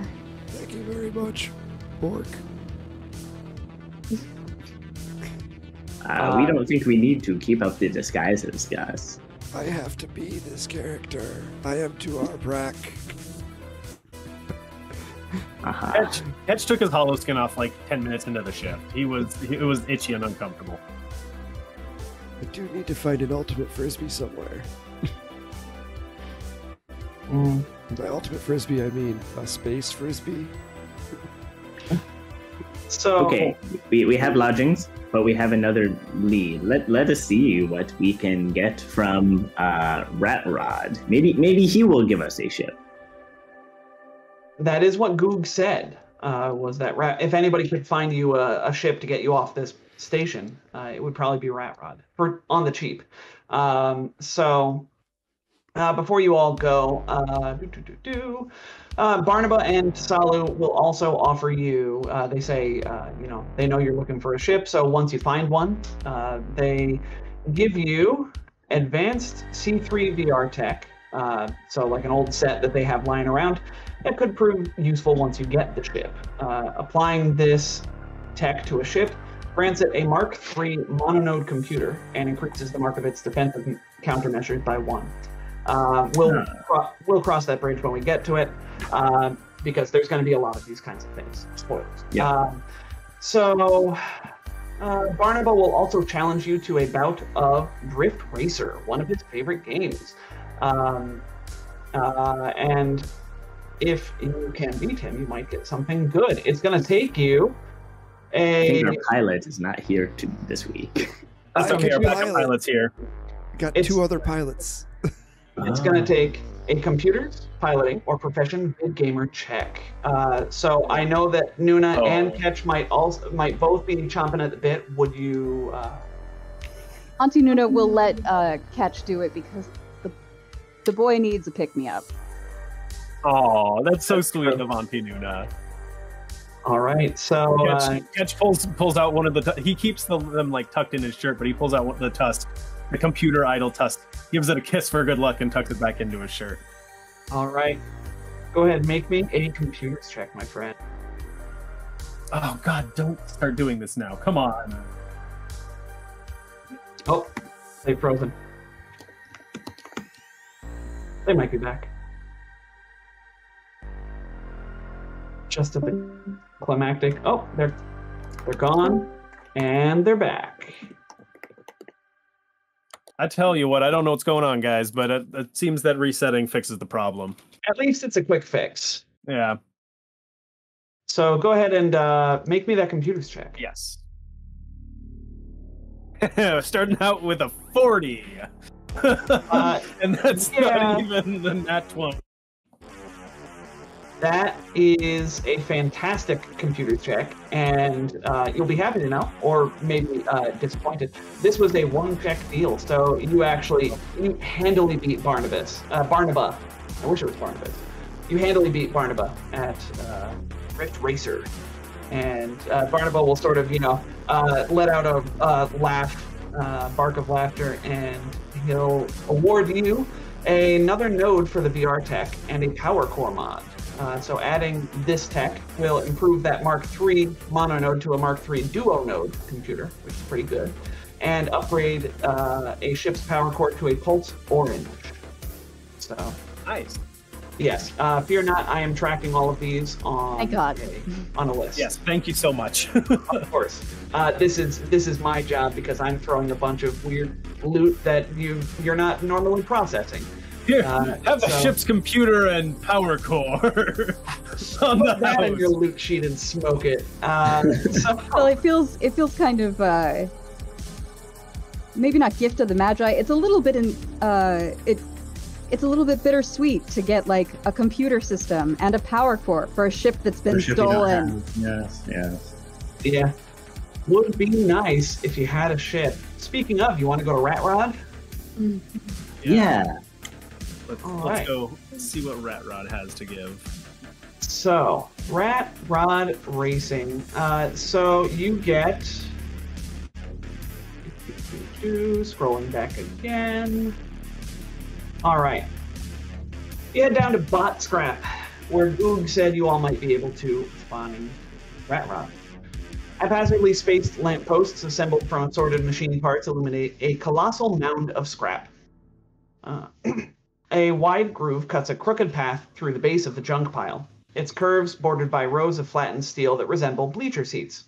A distant echo and swirling dust make the junkyard seem lonely and deserted until the roar of an unseen engine or the crash of splintering metal shatters the quiet. There are many Isoki crowding around the track performing work on it, and any one of them will direct you to Rat Rod himself. A mottled gray and white Isoki turns to greet you all, wearing a greasy set of station wear and with big welding goggles pulled up onto his forehead for the moment. I have Art. It is incoming. Hey, welding goggles. Catch points at the Rat Rods and then at his own welding goggles. Yeah. Same hat. Bork. It's a trope. It's a trope. It's a trope. Do you all have your disguises up? Yep. Of course. All right. At first, yeah. Yeah. So he'll say, can I help you?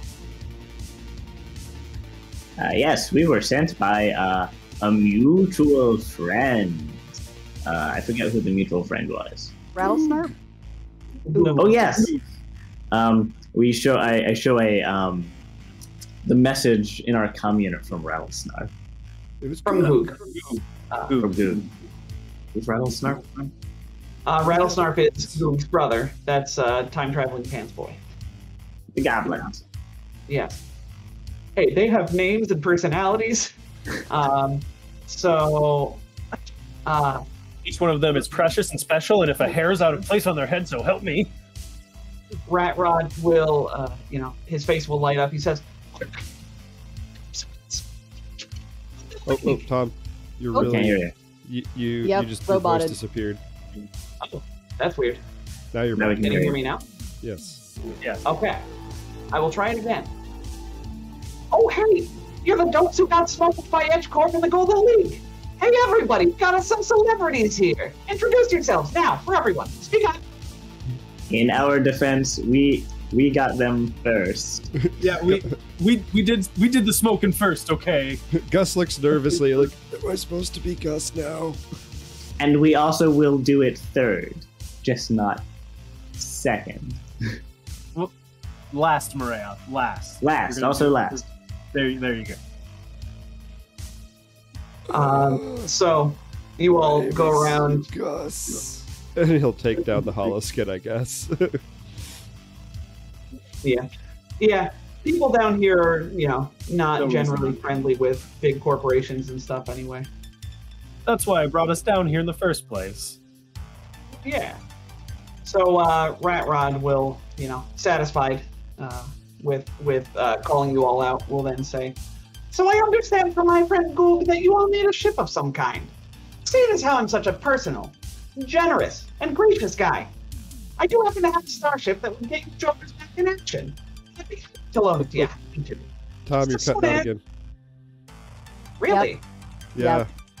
It's something about that voice your Something microphone about- doesn't like. I gotta bring it down, I guess. I gotta bring the Yeah, the pitch moment your down. voice drops into its normal range, you're fine. But when you start You're- getting up so weird. higher, it starts just disappearing. You're just maxing out your mic. It can't pick up the higher sounds, the higher frequencies.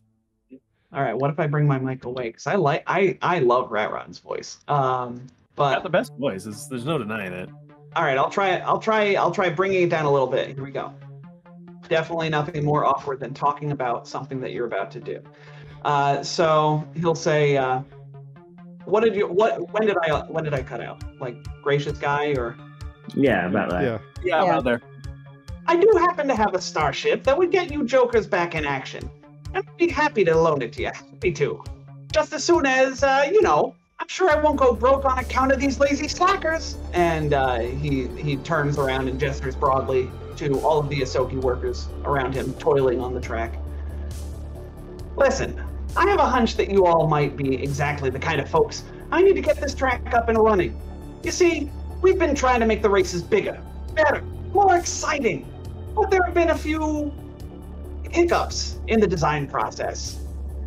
First, I got a hairpin turn that these numbnuts can't seem to stop clipping the inside bend on.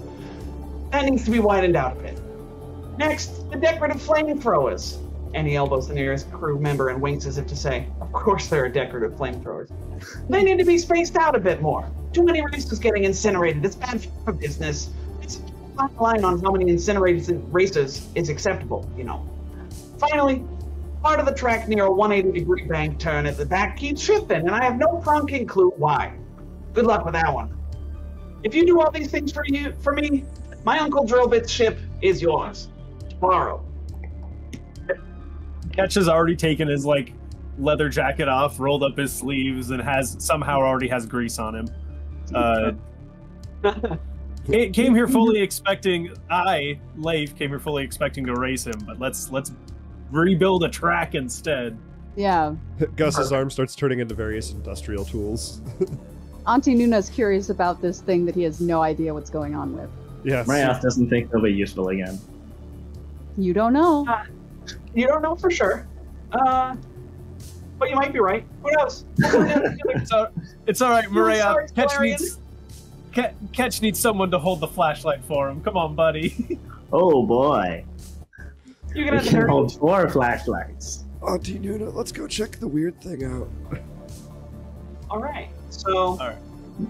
we will go about this in an order that I have predetermined on my notes, simply because that's the way they are ordered. So let's start with a hairpin turn. You can all, do this together, separately, whatever you prefer. The hairpin turn. Workers here struggle to move unusually heavy chunks of metal. Go ahead and make me a physical science check as you inspect this area, my friends. Any and all of you. I can do that too. Don't have that one. All right. So, That's a both 35. Ketch and Gus, this was a DC 25. As you inspect this area, you realize the metal is hard to move because some of the materials used in the turn are magnetic. This also explains why so many racers are hitting the wall here. Yeah, That's that'll fine. explain it. All we gotta do So- is flip the polarity. That's no big deal. Let's just move one of those flamethrowers and Catapult point it at rocks. this stuff, because magnetism and heat don't play well together. So, you get sort of a flash of inspiration here. Anyone can make me an engineering check with aid to reverse the polarity of magnetism so that not only is the area easier to repair, but vehicles that pass through the turn are actually accelerated. Very exciting. Ooh. I love it when my techno babble ends up being what the book wants. Oh no, I only got I rolled a natural 2 No, toot toot. for All right, 23. let's see if Auntie Nuna can save you. All I- right. I think Gus aided as well, and so that would make it a 25. Auntie Nuna got a 31. Okay. Is Auntie Nuna aiding or doing the check? I think that she waited until Catch failed and then tried. Can we do that? Sure. So Nuna is so Catch, describes this plan and then isn't quite able to pull it off. Sort of miscalculates one of the polarities that he is reversing, or some technobabble, and then Nuna is able to swoop in and help. We'll say through your combined efforts, because Catch really was only 2 away from succeeding with aid. So Catch is able to make this area easier to repair with Nuna's help, and also vehicles that pass will be accelerated, which is pretty dope. So now, repairing the actual track involves much lifting and moving of heavy objects, and the AP has been kind enough to call that an athletics check and not a strength check. So why doesn't anyone who wants to throw some aid in behind the main check? Sorry, I got excited and just rolled the check because I assumed I was taking the lead there. Yeah, I mean, it's not like Auntie Nuna's fine. gonna like pick up some boxes or whatever. I did get a Catch, Maria. 37. True to his character, true to form, does not succeed in assisting. That's fair. Maria, you have a plus 12 to athletics? We are very strong. There are very many of us. The strength of thousands, you might say. Oh Lord! Oh. Yeah. Just think of the noble ant. Yeah. Yes, 10 yeah. times its body weight or whatever, 100 times. I don't think about ants. Something crazy cool. So with Marayoth and Gus, the dream team, telepathically bonded, are able to move enough heavy objects out of the way and pick things up and put them down in such a fashion that you have earned a success, and the hairpin turn is fixed. Isoki around you are all very impressed. So now we come to the matter of the flamethrowers. So, Yes. Here you Yeah. go, Maria. the decorative flamethrower. So, Catch just loves that idea. so spacing out flamethrowers on the jump is less physically demanding than repairing the hairpin turn, but is much more dangerous because they're flamethrowers. Before you get started on spacing them out, why doesn't anybody and everybody make me an engineering check once more? Engineering. You guys might want to just let me, the fireproof one, take care of this. Aren't you no that's longer fireproof? That was temporary. That was Ah, temporary. It was the biohack.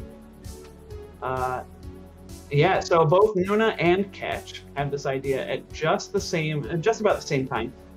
You figure you could probably integrate the flamethrowers into an automated firing routine, which would spare the racers while also looking more dazzling and impressive to the audience. So instead of just spacing them out and having them all shoot at the same time, you could have them, like strobing flamethrowers or something, et cetera, et cetera. So Hear me out. We put them real close together and have them go off, aiming right at the racers with my natural one. No. Gus. So I appreciate that you want to help, Gus. in order to be able to do this, though, if you bring this up to the pyrotechnics staff on site, they seem pretty skeptical of this idea. They're like, well, no, that's not the way we've ever done it before. Why would we ever change the way we do things? And they're going to need a diplomacy check to allow you to mess with the software on this thing. It just starts yelling at one of them. Auntie Nuna gets a nat 20 for 41. 41, a big fat check. So yes, with that 41, Auntie Nuna, check. yes, is going to talk to all of the Isoki that Ketch is not yelling at, and manage to convince them quite handily that this is the best way to go. And so they see the light. Go ahead and either one of you, go ahead and make me a computers check to succeed at this installation. Ooh. You both once again put your heads together. Flying colors past this. Man, that's a crazy, rolling an 8 on the insight bonus for that computers check, Auntie Nuna. Yep. My goodness, y'all are very good at skill checks, which is why these are fun. I'm sorry, Mariath. Really am. It's all right. It's all right. It's the lot of us learn. It is. I've been there. So now we are on to the bank turn. So the area around the bank turn is deserted, and the workers have been ordered to avoid it. In case I didn't say this, yes, the flamethrowers have been successfully modified. That is 2 out of 3 tasks done.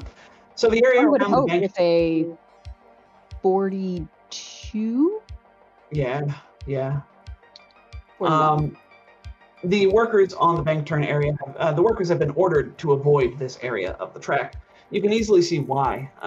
The compacted scrap, which had been crushed into a flat surface elsewhere along the track, pulses and wobbles noticeably here, as if some giant creature from beneath is trying to bust through.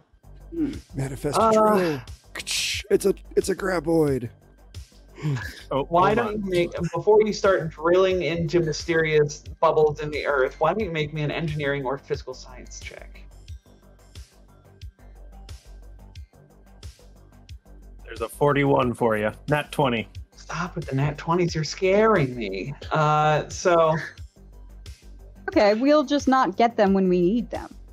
That's not how statistics work. I'm pretty sure that's exactly how it probability. works. That's how dice work. Yeah.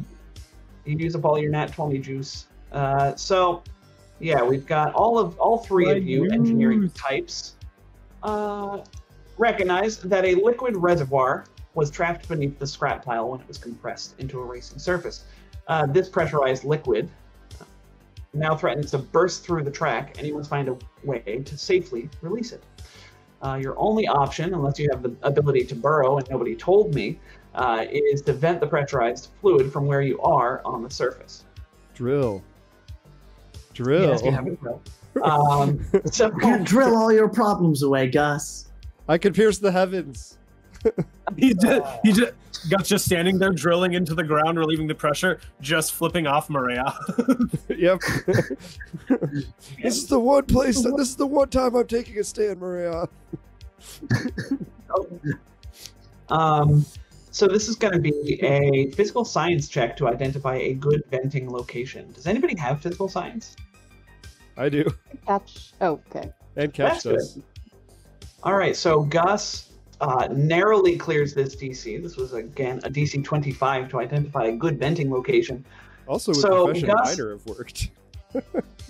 I Doesn't don't matter. hate that idea, It's very but close. it's fine. You made it. So go ahead, and anybody who would like to help, go ahead and roll an athletics check to help vent this liquid. Nice. Oh, it's Goblin the Kitty. Goblin Bob. Wow. All right. So, yeah, with a 37 plus 2 from your good buddy, your best friend, Marayoth, that's a 39. This was a DC 25. You successfully managed to vent the what appears to be sewage. They like compressed a sewage line, and it was sort of buckling underneath, and you managed to break through and safely vent it so you don't get sprayed with noxious fluid. Awesome.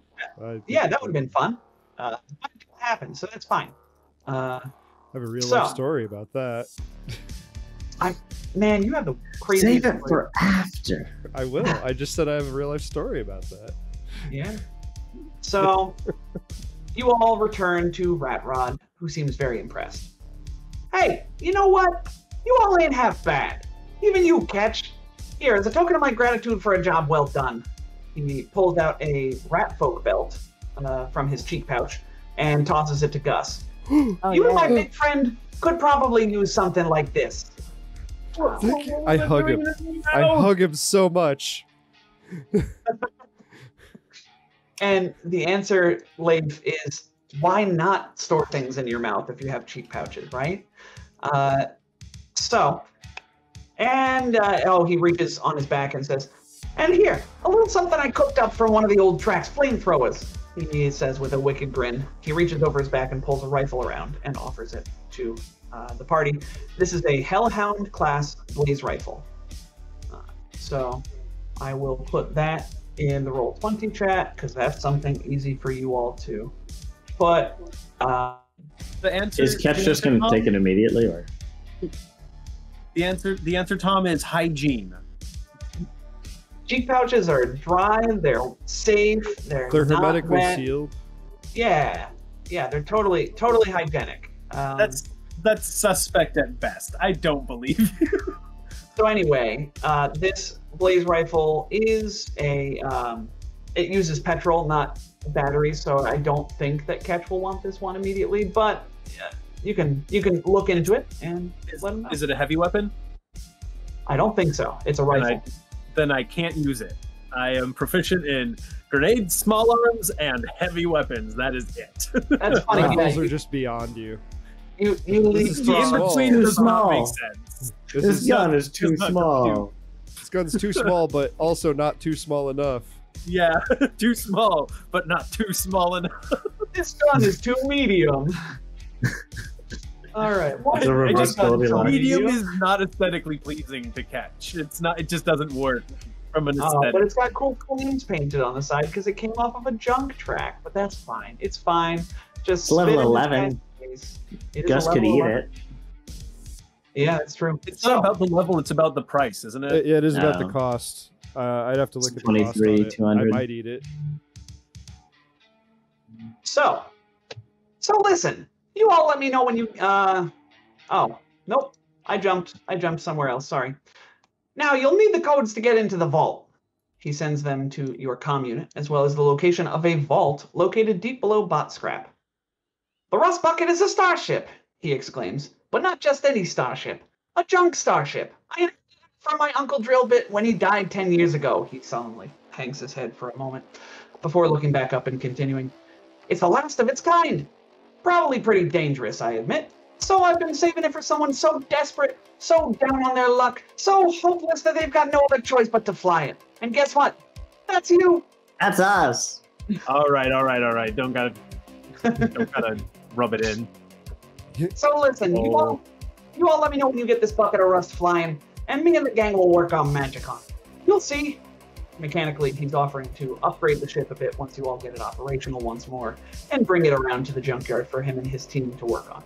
Ladies and gentlemen, the best biscuit maker in all of Anchorage.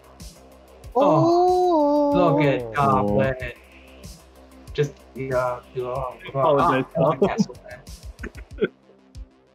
All right. Okay. So, So It's working as where fast is as this it ship? can. You need to find the ship and make it work again. yes. There's So probably an on switch somewhere that you missed. there is a Rat Rod has given you the location of a vault deep below bot scrap.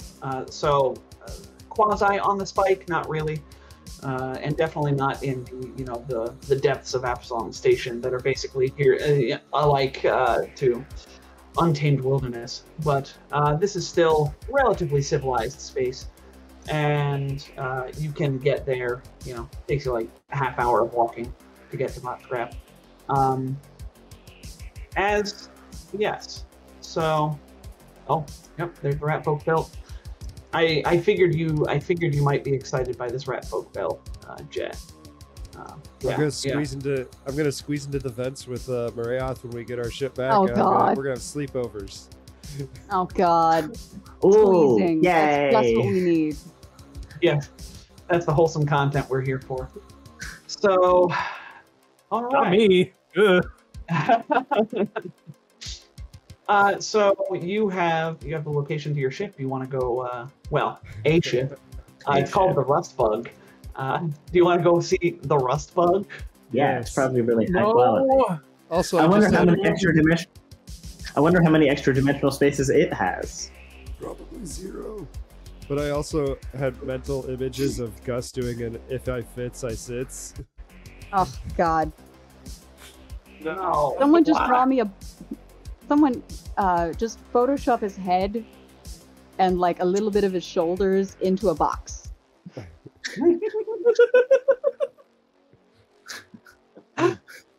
All right. So. Staring glassy-eyed up into the air.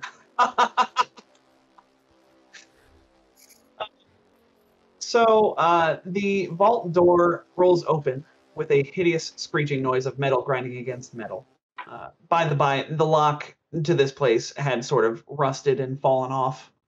It didn't even fall off. What happened was the lock was so rusted that you go to enter the codes into the lock, and the lock just sort of falls away from the the locking part.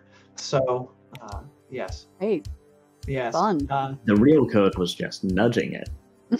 Yes. But Bothering clearly, to care. beyond in a vast darkness lies a decrepit starship ravaged by the elements.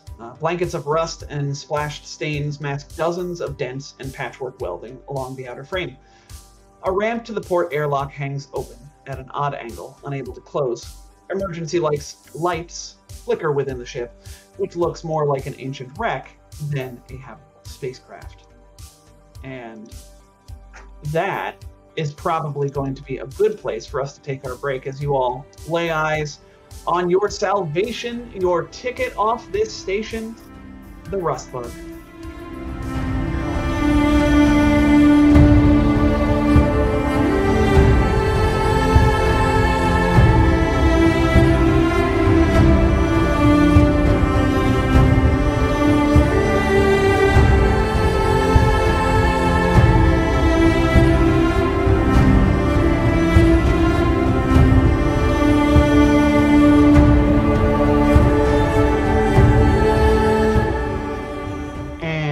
Welcome back, everybody. We are back from break. I hope everybody enjoyed their time away from their computer chairs, perhaps. I stood because I've realized standing during long periods of sitting in the computer chair are very helpful. Yeah. Yeah. Oh, wait, I'm at my standing desk right now. I can... Oh, man. That's nice. Oh no. Simon. Oh. Simon, come back. He's gone. Oh no! This is What's a purely happening? visual goof. No. I'm so sorry, podcast listeners, but it's really funny.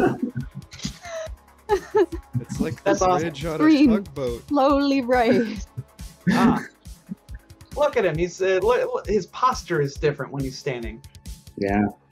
That would be that might be the next thing. My next sort of pie in the sky idea for like my computer station is this, but make it move, because that would be fun and Put motors that would on it. help. It's an RC desk. Gotta remember to give your cables slack. Okay. So It's the trickiest thing. there's the hedgehog. This just in. This hedgehog is about to get her nails clipped, and she's gonna be very unhappy about it. I think she's already Already unhappy boy. about it. Yeah. Hey, Pepper. At least Pepper has not shifted into her blue form. It's true. Oh, that really hurt. There she is. Hello. Listeners, she is a small ball of anger. We Yes. haven't heard her go yet, though, so I don't know. She must not be that mad. Pepper, do you have anything to say to the audience at home? She just looks No. so disgruntled.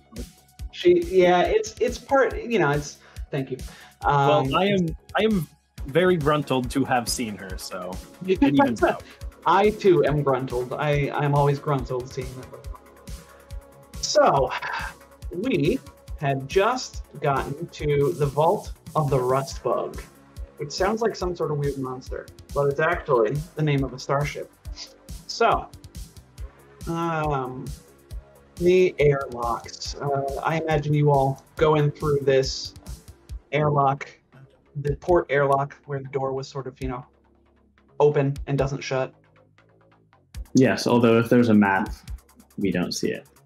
No, there is not a map just yet. I'm going to read you an area thing. Both airlocks stand open and offline. Their electrical systems obviously horribly frayed. Anyone with ranks in life science or piloting ranks recognizes this almost instantly as the work of electrovores. The wiring will be easy to fix, but any fixes will be temporary until the electrovores are driven off. Yes, you are going to fight more electrovores, probably. But it's fine. You handle them like champs at level, 5? Like, you're level 9 now. You'll be fine. So... And this was like a mama electrovore we have to deal with. Wouldn't that be funny? So, that reminded me of... that wasn't a foreshadowing chuckle. That was when... So, Criticon 2, Tyler of Cosmic Crit, auctioned off seats at a game of Dead Suns Book 1. Dead Suns, Incident on Absalom Station. And I was lucky enough to be one of those seats. And when we were on the Acreon, somebody mentioned the Queen Akata. The Akata Queen, that's it. And Tyler, who loves Akatas, said, "Oh yeah, that sounds like a great idea. I should totally..." And he actually wrote up the stats for an Akata Queen, and it was horrifying, and we all almost died because Tyler takes from Patrick all of his murder player tendencies. Yeah. Murder Anyway. DMs. Yeah. Who needs them? Did one of you end up battling it in a load lifter? No, sadly. That would have been really dope. I don't think the Acreon had a load lifter on it. No, but Unfortunately. it didn't have an Akata Queen either. You got me there. So this one doesn't have either, luckily for you all. But as you enter, you are going to notice you're in the cargo holds. In fact, so this ship, you will notice quite quickly, has 2 layers, and the reason you do notice this so quickly is because the cargo hold that you're in has a balcony over half of the cargo hold. Does that make sense? So, Yes. in fact, Yeah. let me bring you to a map because I can do that. Firefly, you could have just said map. Serenity. We get it. Oh yeah, okay. That's a sort of small documentary. Small documentary. Balcony, not document. Oh, I misheard. I'm sorry. So You heard what you wanted to hear.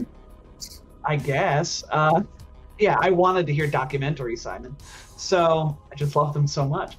So here is the cargo hold that you all are standing in right now. You find yourselves in this cargo hold. There are, in green bold letters written on the floor of the place, weird, ladder.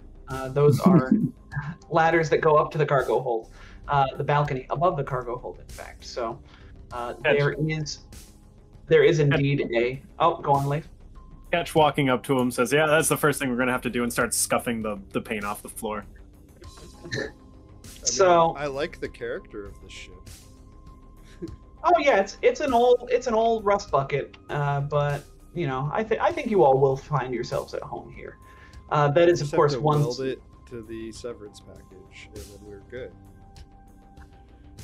So, Catch, as you walk over and start scuffing your feet on the... I mean, those words aren't actually... no, you know what? They are there. They're definitely there on the floor. It's canon now. Curse my goofs. So, I mean, as honestly, you go over and scuff try to scuff the ladder off the floor, standing below the ladder. That's right. You know what? Butt Stubble was another seat at that table. Sorry, completely random, but he just posted in the Twitch chat, and good times, Butt Stubble. So, Catch, you're scuffing the floor. As you do, you notice to your right, beyond the ladder, around here, there is a globule of reddish goo, sort of sitting, the color of rust, you might say, sitting on the floor. And if you were to, watch it for a second, you would see another globule of rust-colored red goo fall from the grating above. And if you were to perhaps look up at the ceiling, Oh heck. You would find Oh heck. this creature, a scavenger slime. Oh heck. Covered in rust, bristling with weaponry as always, gazes down at Don't you like all. it. Well, it doesn't gaze. It doesn't have eyes. But Or sort sentient. of brandishes a weapon at you all in your direction, and we are going to need to roll some initiative, my friends, as this ooze looks like Well, it means great. business. How, Tracker. So do we. how I'm not dare happy. it mean business? Why aren't you happy, Liz? Slimes. Yeah. Don't like them. Oh yeah, I have no area of effect weapons. It's a slime, not a swarm. Oh, there we go. We're not as. Oh wow, Marayath, I'm pulling you up to an 11. Thank you, friend. That happens in our Attack of the Swarm game as well. As soon as Simon and my characters got the the partner bond graft, my mechanic started rolling better at initiative than his operative.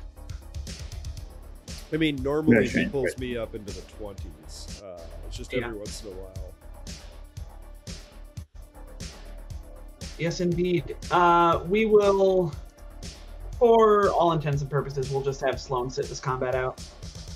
Does that sound good to you all? Yeah. He's All right. out scouting to see if there are any other Electrovores around. Yeah. She's checking out the cargo bay, or the vault in which this shit is stored. So, that means we have everybody's initiatives. We're in descending order. Auntie Nuna with a nat 20 on initiative for a total of 27. So you all are clear. We'll say this is a 20-foot ladder up to the balcony above. The blue is the balcony. If you want to go up there, I have a separate map for you all to be on and a mirrored slime token. So everything is set. The pieces are set. Auntie Nuna, what would you like to do? All right. Well, first Auntie Nuna's going to hit it with a get 'em so that everybody else can do something. And then she is going to, I don't know, let's lob a web grenade at it. That sounds fun.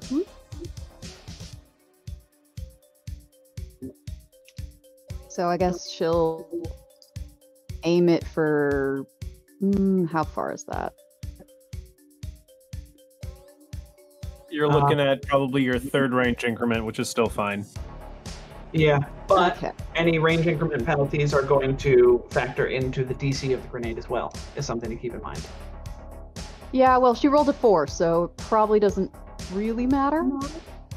You hit, because it's only a DC 5 to... Yeah. Well, AC 5, I should say, to hit the grid intersection. We'll say you can hit it, like, hit the railing of the banister here. But your DC's also dropping by 6, which is Oof.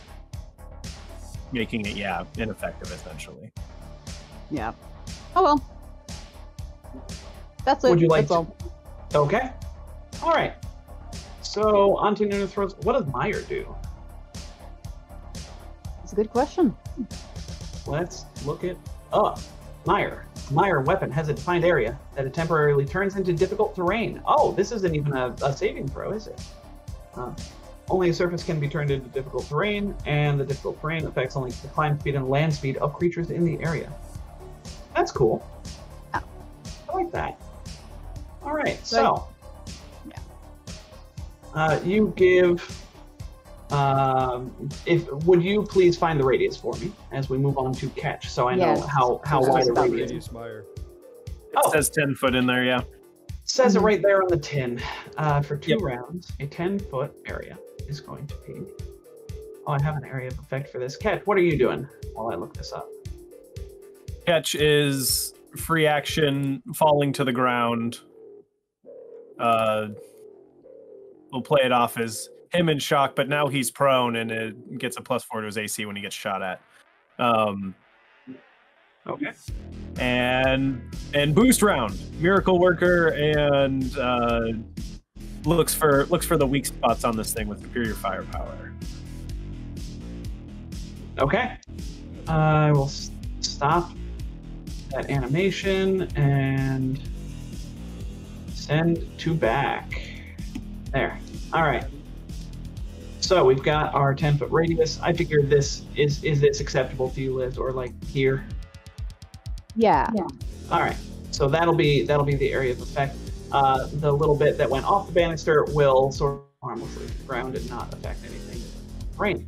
So Catch has boosted. Gus Barrett Sinclair, what would you like to do? Thank you. I'm going to spend a nanite surge to swiftly grow out my robotic red and rainbow feathered wings.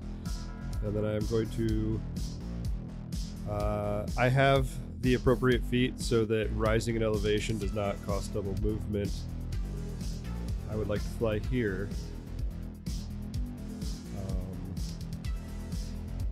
Straight distance, that's 35 feet. Me rising in elevation, it not having to increase, I should be fine, correct? Yeah, as long as your wings give you 35 feet of movement. They do indeed. As part of that movement, could I then manifest a weapon? Because I believe we've allowed that to happen before. Yeah, totally. I will manifest my... I'm going to manifest my new weapon, the seismic pick. And with my last action, my standard action, I'm going to swing once at this slime with some deadly aim. The deadliest of aims. And Nuna... Did Nuna go? Did Nuna got him? Get him? Yeah, it's good. Yes, I just Get him, got him. neglected. Okay, I need to toggle those on. Those have been toggled. And... submit. 26 versus EAC. That will be a hit. 25 sonic damage. 25 sonic. Very nice. So we are at that much left. Cool. That's everything. All right. That is everything. Is that all? Maria, the Solarian. I have several questions. This ooze has a lot of weaponry within its body. Is it disarmable? No. Second question. Of all this stuff in its body, is any of it a grenade? What? Why? No reason. No. Oh, bull flame. There's a reason.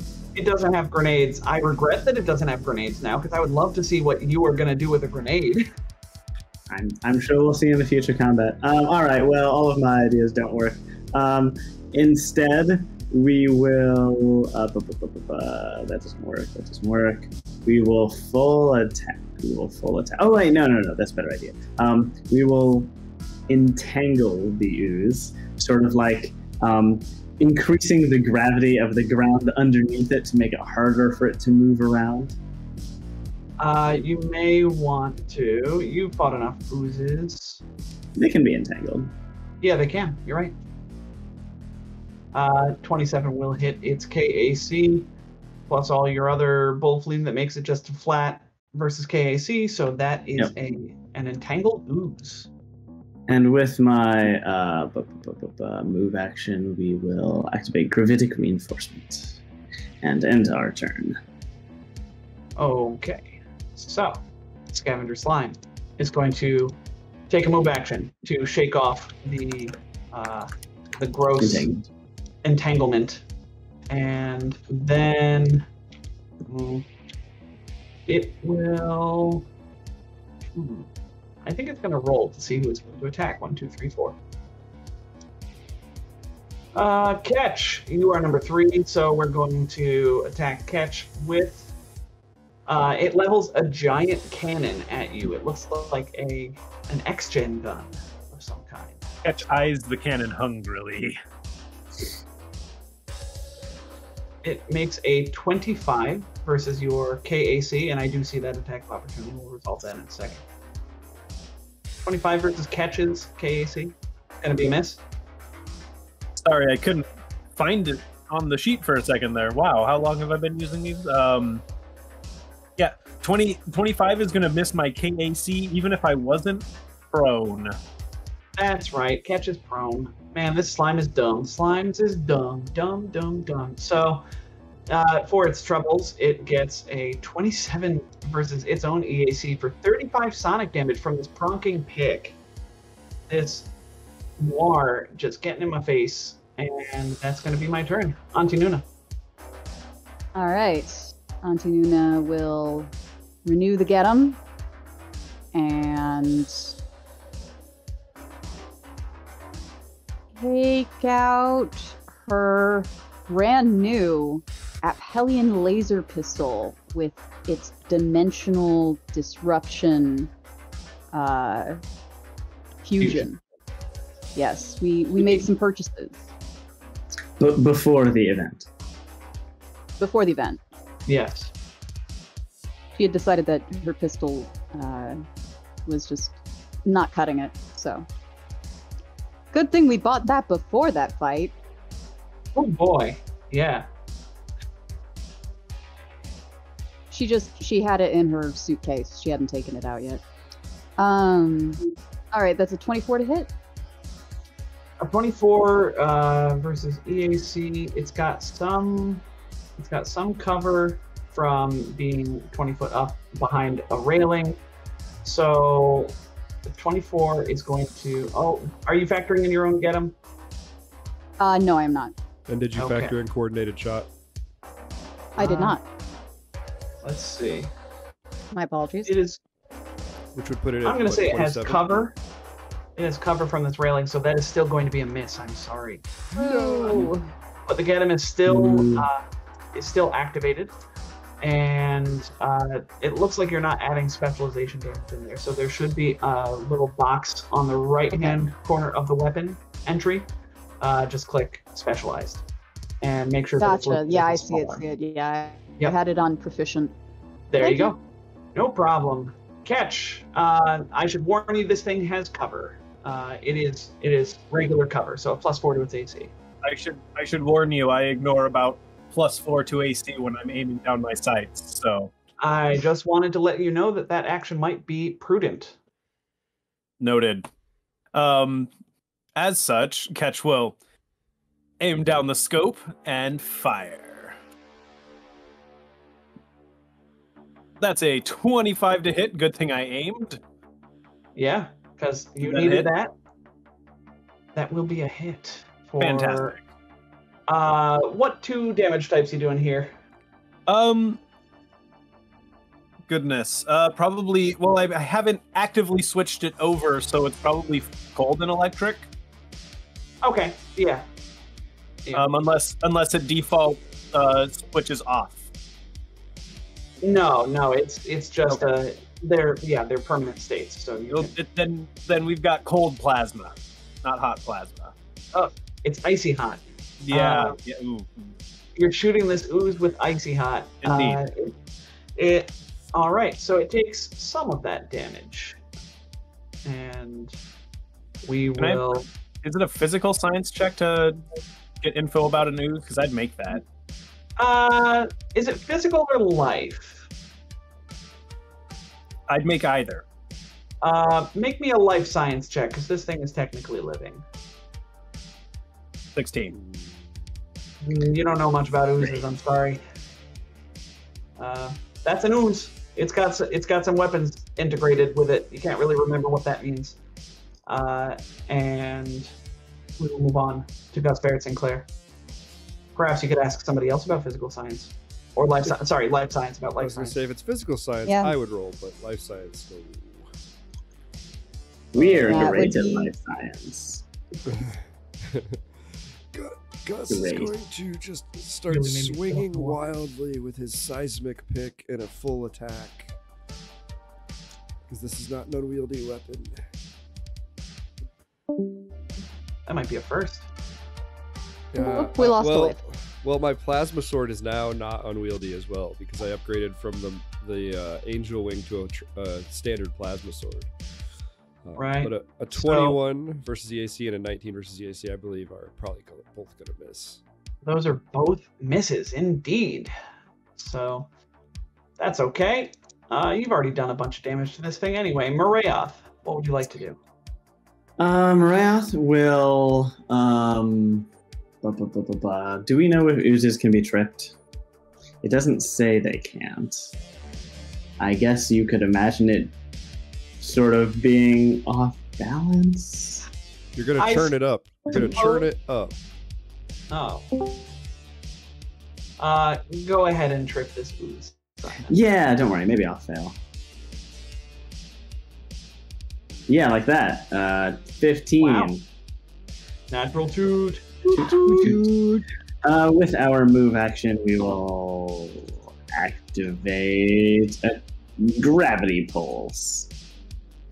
Nice. And All right. So this ooze is thinking. Tell you what. This ooze is going to. That would be a very unwise thing to do. But I have this thing. But there's a melee right in my face. Yeah, remember how smart are oozes? They're not that smart, but Yeah. no, but it's also angry at Gus for doing so much damage to it, so it's just gonna make a full attack at Gus with a pseudopod slam. Pseudopod. How's 28 to hit your KAC, Gus? That just beats it. All right, please take 30 points of bludgeoning damage. 30. How about? Yes. How about I about reduce a- that slightly? I suppose you could. And you don't have much else to worry about because a 20 versus your CAC is going to miss, of course. It will. I'm going to reduce that 30 by 13, so 20, so 17. What? 13. That's a lot. All right. So that will be the Ooze's turn, and let's go on to Auntie Nuna. Alright, Auntie Nuna. Gonna renew that get 'em, because that's what she's here for. And I guess she'll move to go up this ladder, because she's sick of not having a clear shot. So that's what? Fair enough. 1, 2, 3, 4, 5. And then up Wait, 5 feet Tom. up the ladder, I guess. Electrostatic Yeah. field. Don't bother. Okay. And that's it- Auntie Nuna's turn. All right. Yeah, to be clear, the reason I say don't bother is because you shock it and it doesn't do anything no matter how much you roll on that. I assumed You as say. such. I need Yes. to get in the habit of remembering now. Yes, no, good. So to clarify, Auntie Nuna, how far up that ladder do you get? I believe 5 feet. Okay. Because you get them and then you started moving. Gotcha. Okay. Yeah, because we'll call it difficult terrain going up the ladder, so it'll take double your move speed to get up there. And Enjoy. so we're on to Ketch. Ketch is going to go ahead and vent the heat out the side of the gun. I totally forgot to roll my bonus damage, but that's all right. Too bad. So sad. I'll remember next time. You Wasn't can even- roll it now if you want. No, it feels dirty. Okay. It was just an additional 1d6 anyways. But Uh. this time we're going all in, and we're gonna just spend another round charging up. He vents the gun, and then it starts through the charging cycle again, and his horns begin to glow. Oh boy. Well, Gus, your friend down there is charging up, He's a charging his lasers. What would you like to do, Gus? Continue my full attack. Swing wildly. You know what? Since I don't have the other thing, with my move action, I'm actually going to go ahead and switch the fusion around. So 28 versus EAC, then 31 on a natural 20 versus EAC. All right. So, as I'm sure you're aware, I regret to inform you that oozes are immune to critical hits. Yes, However, I assumed.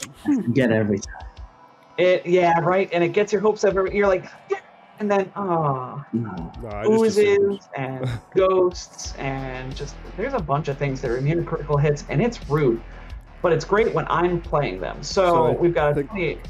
Both of those are still hits. Yeah, so So- I think, what, 54 in total, because 28 plus 26. Indeed, 54 points of damage. This thing does not look good all of a sudden. Those were two palpable hits. This ooze is struggling to hold itself together as it starts leaking through the grating. I'm more just and more. picturing that I'm just blasting, like, bits of it off, just... Because I picture the Sonic pick like a baseball bat almost, and then it sends in the pulse of Sonic energy when it hits.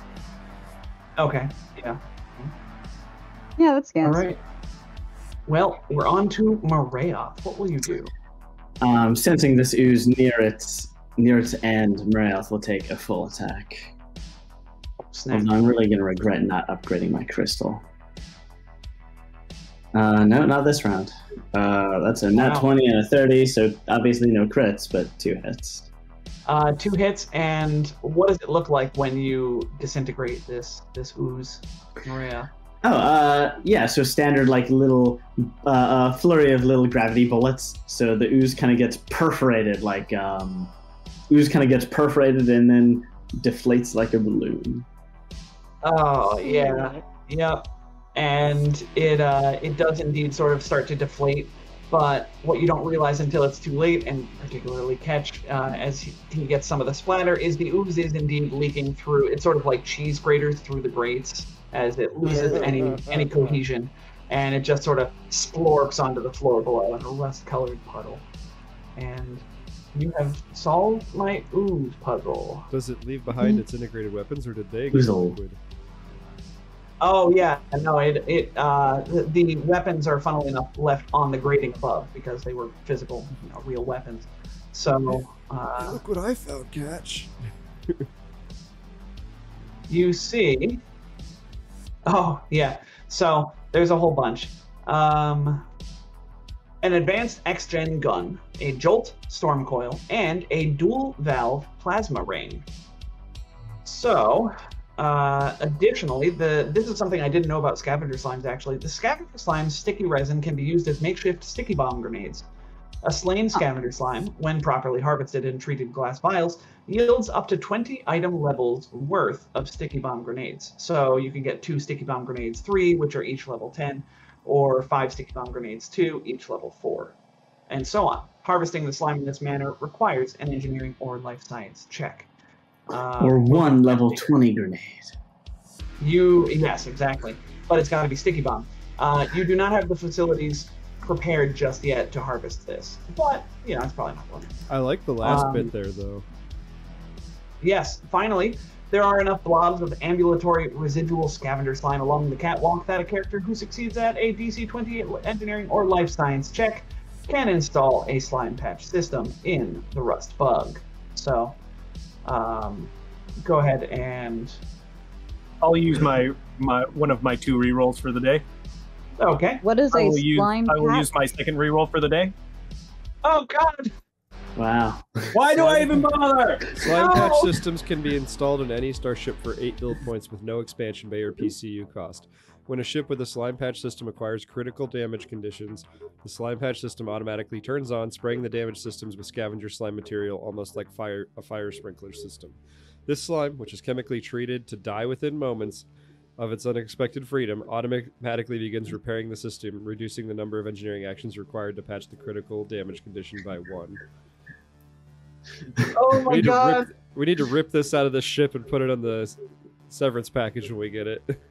Yeah, you're talking over what the glorious bit of Ketch trying not once, not two, but 3 times and failing to install this thing, and then Maria saying, "Oh, Good luck no, it working out needs to nothing." go over here," and succeeding immediately. You just had to feng shui God. it. You had to feng shui it.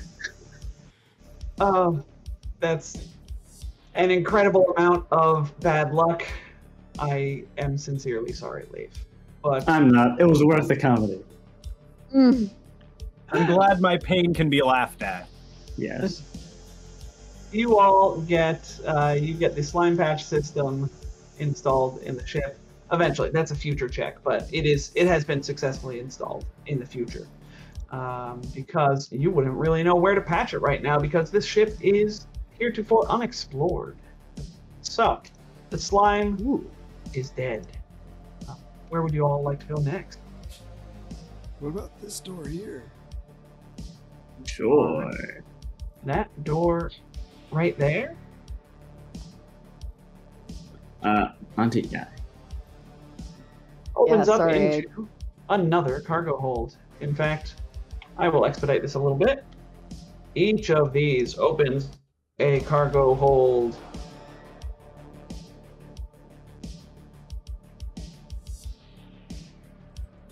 So, you got 4 cargo holds on this baby, which is pretty Oh. nice. I think you failed to draw some walls. Part of your wall's broken. Where? Oh, We see something gross that we're not supposed to see. don't worry about that. Pay no attention to the hole in the wall. Wow, that's embarrassing. You know what it came from? It came from me thinking that there wasn't a door in that wall. What? And no, don't worry about it. So No, what's more confusing is how are we supposed to get into that room? I don't see a door. From below or above. there are stairs into that room. It'll make sense. This ship is weirdly laid out. It is hard to understand on maps. It took me a full half hour to 45 minutes of laying these 2 maps side by side and sort of reading through the areas and saying, oh, okay, there's stairs that go down here, and this ladder goes down from this balcony, and it's it would have this is the map that would stand to benefit from some labels on What's it. in this crate here? It's an empty crate. Isn't that nice? Oh, if I Alright. fits, I sits. Oh, That would fit It's 4 of you, Gus. Come on, But it- let's go. yeah. It's not impressive. It's the first box I found. Give me time. I'll grow. Or I'll find a So- smaller box. so What are these on the floor here? those are elevators. They're like hover lifts. They are not Do functioning. they only right go now. up to the balconies though? They Oh. are not functioning. They only go up to the balconies. Yes. So it's really Oh, there's it's a little freight elevator kind of deal. Gotcha. some doors up here.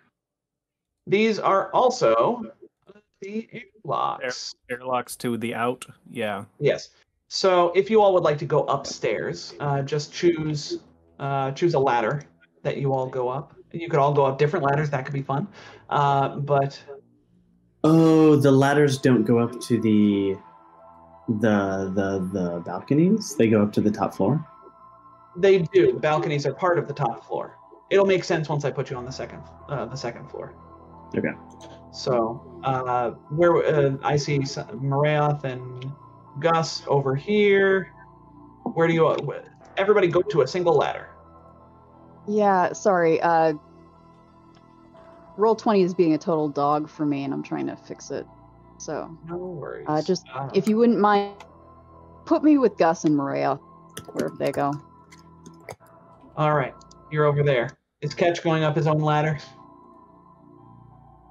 I love it. All right. So Yeah, Ketch goes he up is. that ladder, and Maria, and let's see, these 3 people. Nope. And Gus are on this corner. You all find yourselves here. Oop. And Ketch, you find yourself right here.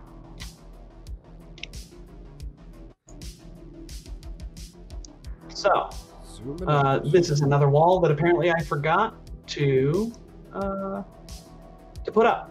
But it's a wall. It has doors. All of the doors on this ship are unlocked unless I say otherwise. Great. This door appears to be locked. No, that door is unlocked. So, C3 you will find yourselves on, or just 3, it says on the map. Blobs of sticky, you are north, Jet. Blobs of sticky red slime dot the tarnished floors and dented walls of this catwalk. The floor creaks with a metallic whine under any sort of weight. It seems that scavenger slime was sort of patrolling the walkway, looking for things to consume and whatnot, and melt down into other things. So you've got this catwalk that you're on. There are a bunch of doors. There's stairs that are here that go down to the engine room. There's a bunch of level 2 that you can explore. Where would you all like to go? Ooh. I really can't get out these doors. Oh, that's weird. Okay. Catch, where did you go? I'm sorry, Leif. I thought you were messing with me because I could see everything. Yeah, no. I'm very sorry. You're good. Hello. What's right here? That door you open, and you get C5. Mess hall. The cabinet doors and chairs lie in disarray from, assumedly, Electrovore exploration. Pools of fetid water have gathered on the broken faux tile floor and in the tarnished sinks. Guster starts shaking his head. Great. What's in here? Monsters. All right. You're gonna like this one because it's the bridge. I found the bridge. You have indeed found the bridge. The basic architecture of the ship's bridge remains sound, but Electrovores have devastated the electrical work. Chewed, tangled wires carpet the floors, while gashes and cracks splinter every computer monitor. Everything from the captain's chair command keys to the pilot's joystick hangs together by strained shards of plastic and strips of metal. Ooh, What are these this is a stations up real here? fixer-upper. Indeed. What'd you say, Leif? What are these stations up here? E. Those are the... Let me check my key here. The gunner stations. I Oh, really interesting. like the aesthetic of this ship. It's giving me flat slug. Yeah. Yes. It is basically a slug. I'll have to show you an image of it eventually. Oh boy. Lol. Yeah. Catch Yeah, with comes the up eye, here. And with the two towers as like eye stalks, etc. Yes. Yeah. Catch having come up here, he checks the controls and finding them completely dead just kind of kicks the seat. Just, man, this is a real piece of junk. Oh, we don't think the seats are broken. It is the rest of it. I wasn't trying to do percussive. You know what? Never mind. All right. What What is would this you like? door? That This one right is here. 4. So Such a luxuriously sized bedroom. Oh, we've got to share bunks. crew's quarters. Electrovores have shredded the synthetic mattresses that used to occupy these rooms. The rest of the crew quarters were stripped of anything valuable years ago. The washrooms don't have running water until you restore the ship's powers. The washrooms are here, and there's one through C5. Yes, indeed, you have found the bathroom. That's a very small stall. Good thing I have compression effectively. All right. What's in here? So, in here is a weird little hallway To the engine room. to the engine room. So, the engine room, these stairs lead down, to be specific. So, would you all like to go to the engine room? Let's finish exploring up here first. Hold on. Because what was Oh, around this true. We've corner got here? that Oh, it's just the left hand more. side. Yes, that's the Ketch is standing by the port airlock. on a balcony overlooking the cargo hold that you all entered from and fought the slime in. Well, the map has been revealed. My OCD has been satisfied. Let's go down to the engine room. There's also a ladder to the captain's quarters. Stairs. But yes. On a ship, it's a ladder. Oh, well, fine. Well, aren't you so good at the boat speak? Wait, hold on. Yeah. Even when you have full stairs, they're still called a ladder? Yeah, What do you call a ladder? a ladder. What did So you throw anything- away a perfectly good word? What do you call an elevator on a ship? Elevator. A lift. Or a lift, yeah. I mean, that's fine. No one complains about that. All right. Anyway. So, to the captain's quarters. Sure. Captain's Alright. quarters.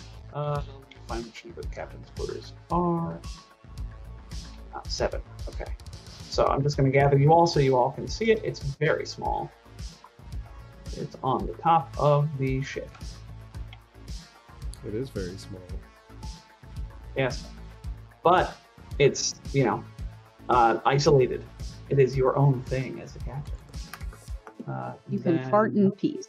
Sounds awful. Does it have its own bathroom? No, it doesn't look like No. it. No.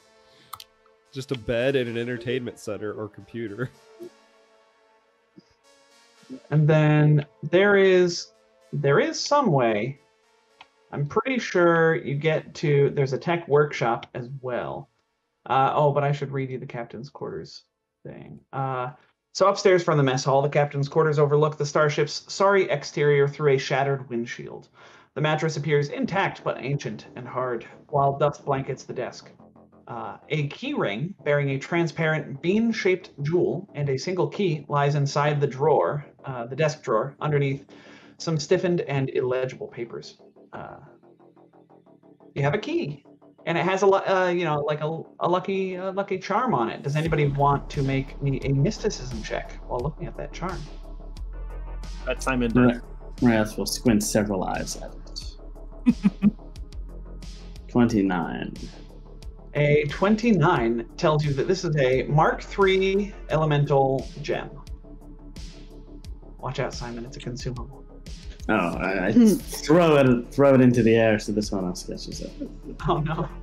We're Hold unable on. to use this. What are these elemental gems? What do they do?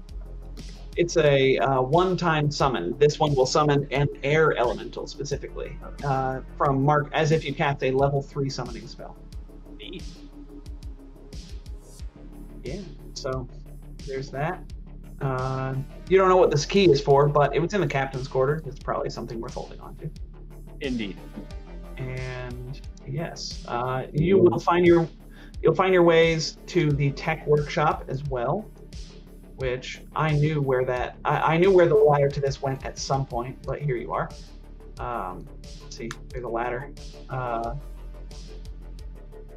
While with Electrovores having ravaged its electron equipment and the scavenger slime pilfering its metallic contents, the laboratory over the aft catwalk, there it is all but useless.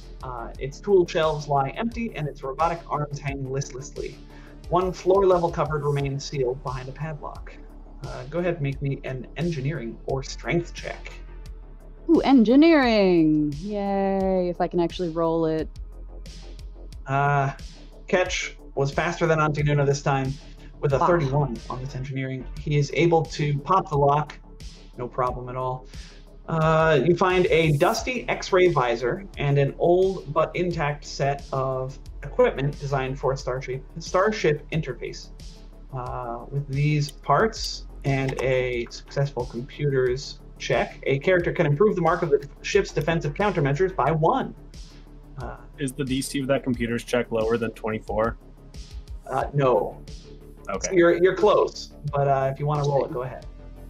You do it in the future. All So right, is that's this an all right. X-ray visor?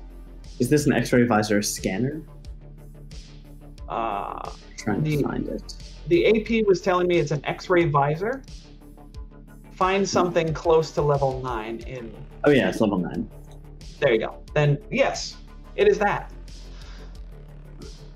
So that's a 44. Yes. So the two of you, yeah, you're able to in the future install this benefit as well. In fact, why don't I, now that you have, nope, that's the severance package stat block. You don't need that anymore. Am I right? Let me show you the Rust Bug. I really like how that looks. Yeah, it's pretty cute. It's a cute little ship. So you have been so far. You got the slime patch. You got the computer parts. It's got one of those 3-way truck hitches on the front. Oh man, and it's got slime in it. The slug thing just keeps on going. Mm-hmm. Mm-hmm. And that. So much character. And there's one more thing that y'all got from Barnaba. I've got to remember to throw that in later, but it's not worth looking for now. Hey, of note, everybody. Of note, this art for this starship is surrounded in a combat ring. We might be having some starship combat at some point. Oh god. I mean, or it was just, by nature, by like habit, just put a starship combat ring around it. Mm-hmm. Sure. How about it? Thanks, Simon. All right, let's go into that last room.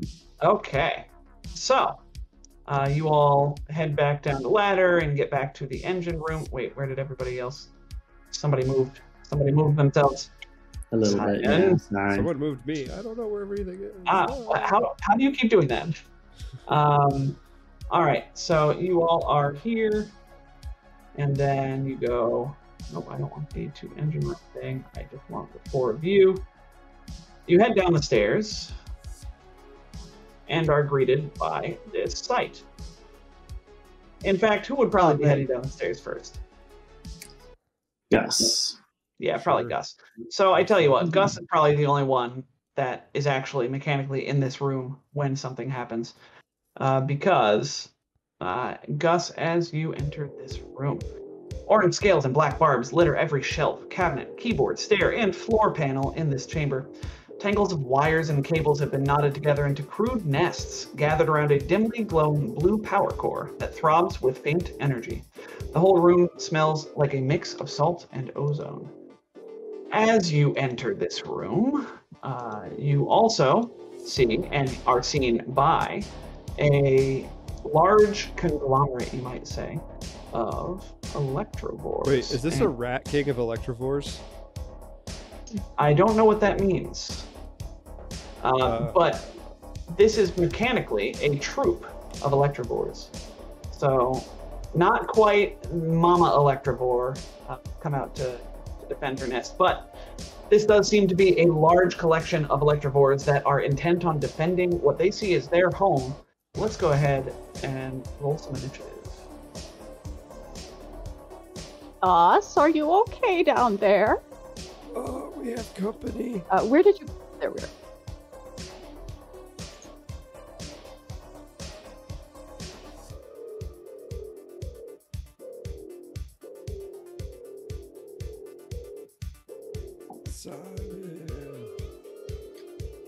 Yep. Sorry. I was trying to look up a picture of rat kings and I got distracted by horror. A rat king, Tom, is when a bunch of rats sort of bond together and their tails get tied and snarled together until they form one massive unit. I hate that. Yeah, they don't walk so much as kind of like roll around. Oh no. Yeah. All right, so they have pretty good initiative. I just forgot to enter their initiative, which is why I went quiet. Oh, okay. That's fine. Sometimes you roll a 1. Sometimes And you sometimes a 1 rolls you. Am I that obvious? All right. So I just needed to get their health marked. So, this is a troop. Troops work differently. They were introduced in Attack of the Swarm. They're kind of fun. They're like swarms, but not quite. In order to get information on them, you will need to make me a life science check to identify this thing. But, Marayoth, weird as it is, you're first. You could go down the stairs if you wanted to. Yeah, I mean, we can like That life science check. slide down a bit. Still Make a like life science check. yeah. So it's flying down a bit still. Oh, can I see them from where I am without flying down? We'll say yes. You can see them over Gus's shoulder. Sure. Life Yep. science. And catches. 29. 33 if you guys are willing to wait 100 rounds. No. 100 rounds. 29 versus CR times 1.5 plus 15. 29, you said? 29. You can have. What? Oh, okay. 29, yes. You will know. Give me one thing that you want to know. Do you want to know about generally what troops are and their, Yeah, resistances is always a good one. Okay. So this troop doesn't have any resistances, but it does have an immunity to electricity because it's a big mess of electrovores. So, No, it also has the swarm resistances. well, yes. Troop. So Yeah. I will give you troop defenses and troop immunities. How about that? Sure. So defenses. Troops take damage from attacks directly depending on how the attack targets them. Differently, depending. A troop takes half damage from attacks that affect a single target, such as shot from a semi-auto pistol. A troop is immune to attacks that target a specific number of creatures, including single target spells and multiple target spells such as haste. A troop takes half again as much damage, so 150%, from effects that affect all targets in an area, such as grenades, blast and explode weapons, and eagle fusion spells. A troop takes normal damage from an attack or effect that affects multiple targets, including lines and fully automatic mode attacks. Then troop immunities. Combat maneuvers. Pinned, prone, staggered, and stunned. Combat maneuvers. A troop can't be subject to combat maneuvers unless it's affected by area effects that include such effects or the troop's description says otherwise. This one doesn't. Flanking. Troops are unflankable, and when a troop dies, it breaks up and is effectively destroyed, though individual members of it might survive. So, Yep. Moriath realizes that blinding, as a aggregate creature themselves, Moriath will realize that it would not be effective to blind them. So they will just fire a bunch of little bullets, one at each little rat or electrovore. okay. So go ahead and make me a full attack. Sure. All right, you're gonna have cover because of wow. All right. So, That's 23, I assume misses EAC. What with cover? yes, with cover from your friends, it is definitely going to miss a 23, but a natural 20 on the first one. I didn't say I was immune to crits, did I? No? So, it will take 34 before halving, so it takes a total of 17 points of cold. Oh, no, you said electric. How much of that is electric? 1d4 of each, one. so 1 Oh, and okay. 4, so 5. Why 1 and 4? Great. Oh, Because because I rolled twice. oh yeah, sorry, I was just looking at the 14. Yes, so 5 damage is electricity, so it shrugs off that entirely. So it takes 29 points of damage, which is halved to. 14. Thank you. End of turn. Okay. Gus, Barrett Sinclair. Is okay. Gus just stomps over, just holding his arm out to his side, manifesting the big metallic bat-shaped seismic pick, and swings down at the creature. Can you jump over to here? Sure, assuming that I can fit into this space, but I have the rat folk belt. You can fit pretty much anywhere. Ah! His new battle cry is, "If I fit, I sit!" All right, 28 versus EAC for 28 sonic damage. Okay, so they are not immune to sonic damage, luckily for you, so they will take half damage from this simply because of their nature as a troop. So Gus gets to work just laying about with a sonic pick, that thing, and just starts batting aside some electrovores as they chitter and hiss at him. Auntie Nuna, what would you like to do? All right, Auntie Nuna will. Oh man. So if I get him, do I have to like get him individual parts of the troop, or? You can get him the whole thing. Okay, I'm gonna put get him on the whole thing. Are these all one conglomerate? Are there 4 tokens for one thing? So the reason that there are 4 tokens is something that you will see in a bit, but the troop can reconfigure itself. This is a large-sized. Oh wait, hold on. Yeah, no, I was just curious if there was individual troops or if this is just one troop. This is represented by one. 4 This tokens. is one troop, and it's actually okay. bigger than I said that it was. It is. Space is 20 feet. If space is 20 feet, does that mean that it's gargantuan? Huge. Like a 4x4 cube? 4x4, so, 16 yeah. squares. Okay, Oh, now we're talking. All right, so that. It's just a pool of electrovores. It just Oh. got way more horrifying. 8. That's only half of them. 9, 10, 11, 12, 13, 14, 15, 16. So there's just a stupid amount of electrovores down here.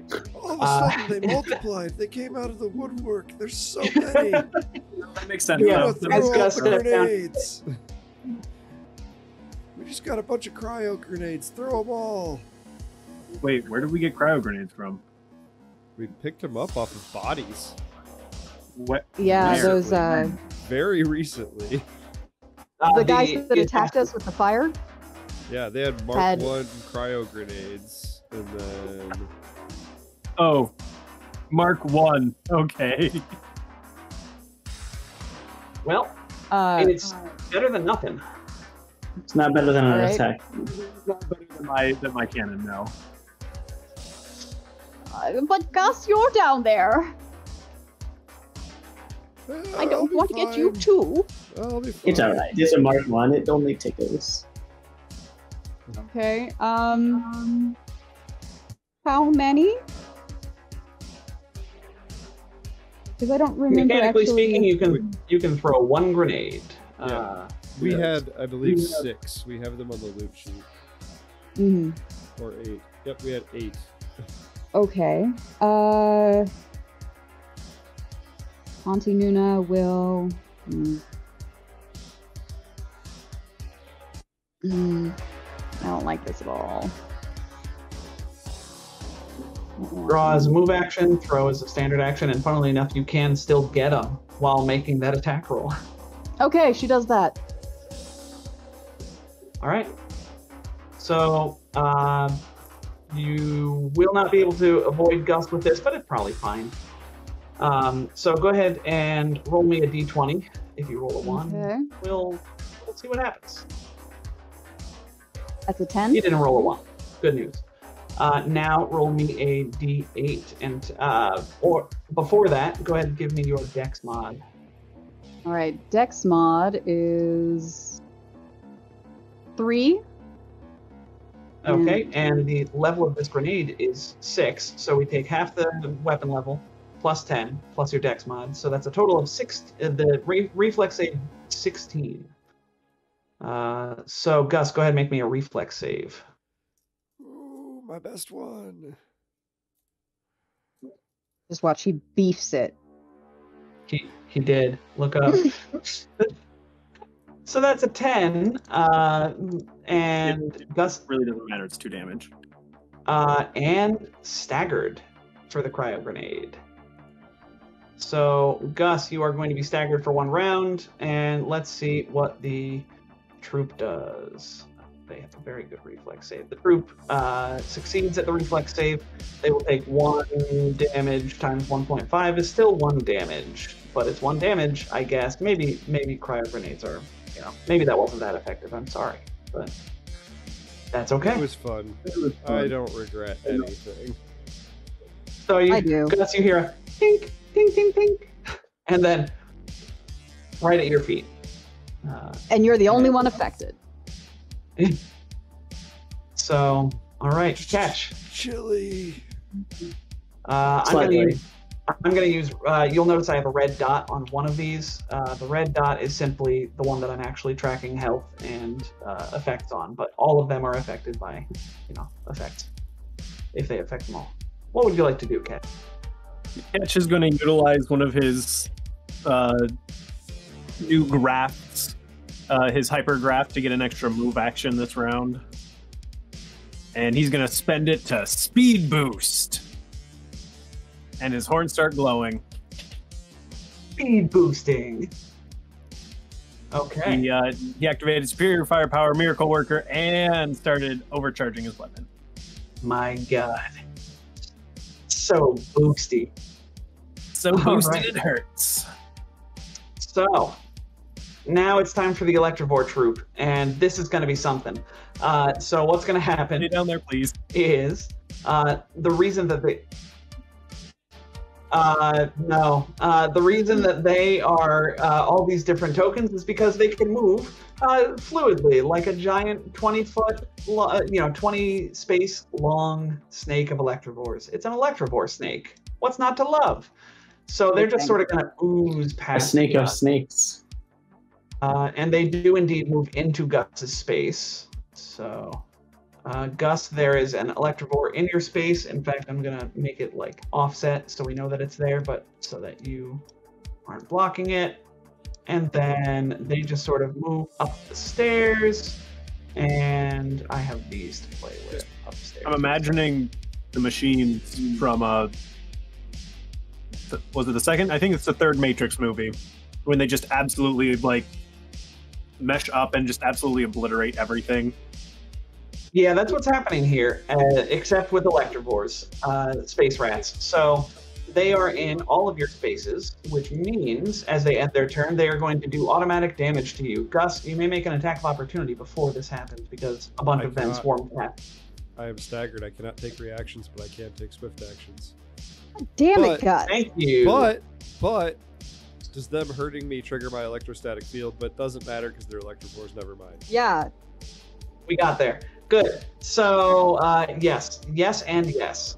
So the Electivores will deal each of you. Everybody, please take 21 points of bludgeoning and electric damage. And I need everybody to make me a reflex save. I don't know what area to focus on because everyone's so far apart now. For the viewers. Yes. Sorry about that. No. Just move to whoever's turn it is. Okay, I will try. That's a good idea. You So said everybody, go reflex ahead and give me A reflex. a reflex. You said how much damage? I'm sorry.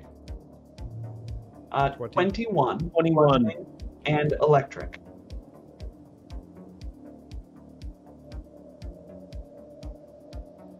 All right, and then once you are done processing that, Gus, please give me a reflex save. A reflex save, my best save.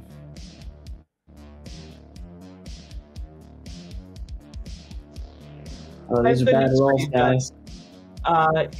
You're staggered for one round. But I'm already staggered for one round. Does that um, extend it, or are they overlapping now? Does it like bump This up is going to thing? extend it until the end of the Electivore's next turn. And then, Marayoth, you are also staggered for one round. Boo. All right, Marayoth, it is your turn. You are staggered, my friend. But the good news is they're up the stairs. You have more targets now. Hooray, no cover. So these guys can obviously like climb a little bit, but they can't fly, right? They do have applied speed. Yes, they have wings. You have seen Electivores fly. All right, never mind. This is my life now. From within the swarm, Marath engages in warfare. Like since Marath is a swarm, these guys are also a swarm. So really, like inside of the mass that is Marath, there's like a real battlefield Earth kind of thing going on with like 20 bugs per per Electivore.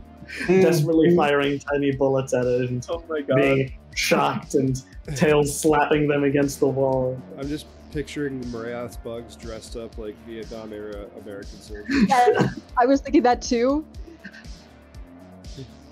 Yeah. Jimmy, no. All right. 19. 19 is EAC. still going to miss even on EAC. Oh, I guess 21 was hit him. Except they're all called Morath because they're all part of Morath. So it's just Lieutenant Morath. What is it, Private Morath? Come on, Staff Sergeant Morath, we have to go. But Lieutenant Morath, you ain't got no legs. Lieutenant Mary! Oh no! Lieutenant Mary! I've had a good life, son. Roughly 23, 24 hours. Go on without me. My wife, I love her. The 21 is going to miss. I'm sorry, Simon. You were very close, though. All right. Gus. And they take an attack of opportunity on you because you are in their threatened area, and they automatically deal you their melee damage because they're a trooper. Really? Oh, wow. Max damage of 23 bludgeoning damage, Simon. Okay. Now we are on to Gus. I am staggered. I disapprove of this on general principle. I am going to continue to swing my pick.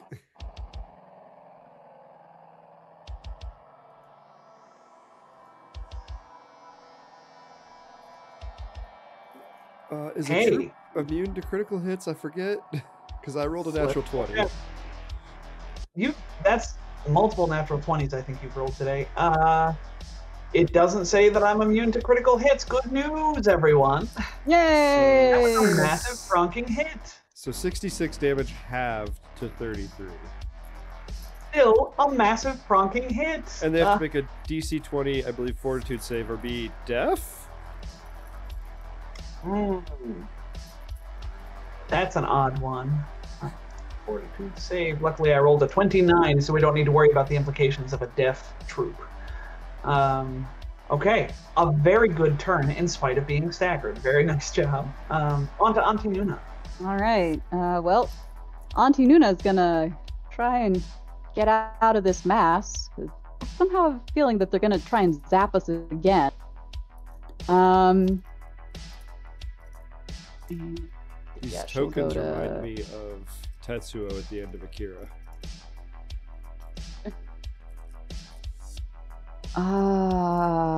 And then she will get him. Okay. And they are gottomed. And, all right. We move on to Catch, the hyper boosty boy. So, am I benefiting from coordinated shots since Gus is threatening them? I am threatening Yes. them, and I am not giving cover. Yes, you are in a very weird first, I think, for coordinated shot. I'll take it. Catch, oh jeez. Catch doesn't need to aim. Catch doesn't want to have to move because he's just going to get invaded again, but Catch will move. Right over here and fire! That's a 38 to hit. Oh God! All right, Something roll me here. that beautiful beam footage on the extra damage. Sorry, did the move end up provoking, or do only attacks provoke? You already provoked from shooting them. Right, me, I did that. Yes. Yeah. 13 Ooh, additional very good. damage. That makes it 48. It's going to Nice. actually have been fire and cold damage. The Even real more. icy hot. Yeah. All right, so 48 becomes 24. Significant amount of damage done to this thing already. These things, I should say. Very nice job. You all are you're churning through the electrocores. There are a ton of them, and you're dropping them like flies. There's just way more of them than you have killed yet. So. Catch just overcomes, yelling, "I've never seen a nest this big before! We gotta fight!" So I imported an image directly to the map so I could shift Z this horde for you because it's pretty cool. Just this horde of Electrovores. Woof. Yeah. That reminds me of Flight of Dragons, the old animated movie based on a book series. I remember that one. One of my favorite movies as a kid. Yeah. Isn't that the one where like He ends up defeating Omadon by talking about science. Yes. Actually, that is how I know. That's the one. That's how I know that the sun's light takes 8 minutes to reach Earth. All right, so Anyhow. more of the Electrovores on their turn. More of them pour up the stairs, and Gus is just powerless to do anything as they swarm past him. And they manage to get into Ketch and Auntie Nuna's space once more. Rude! So why don't we all just go ahead and take an amount of damage. 17 points of bludgeoning damage. And save? No save this time. It is just bludgeoning as well, not bludgeoning and electric. I noticed that and was grateful. I was not grateful. All right. I've gotten to evilly chuckle so many times this book already. All right, Marayoth. They should have just called the book. I can't say that on air. Never mind. So, I'm pretty good at tumbling, but the swarm is all around us. I can fly like up and over. How many threatened squares would I be moving through? Like 2?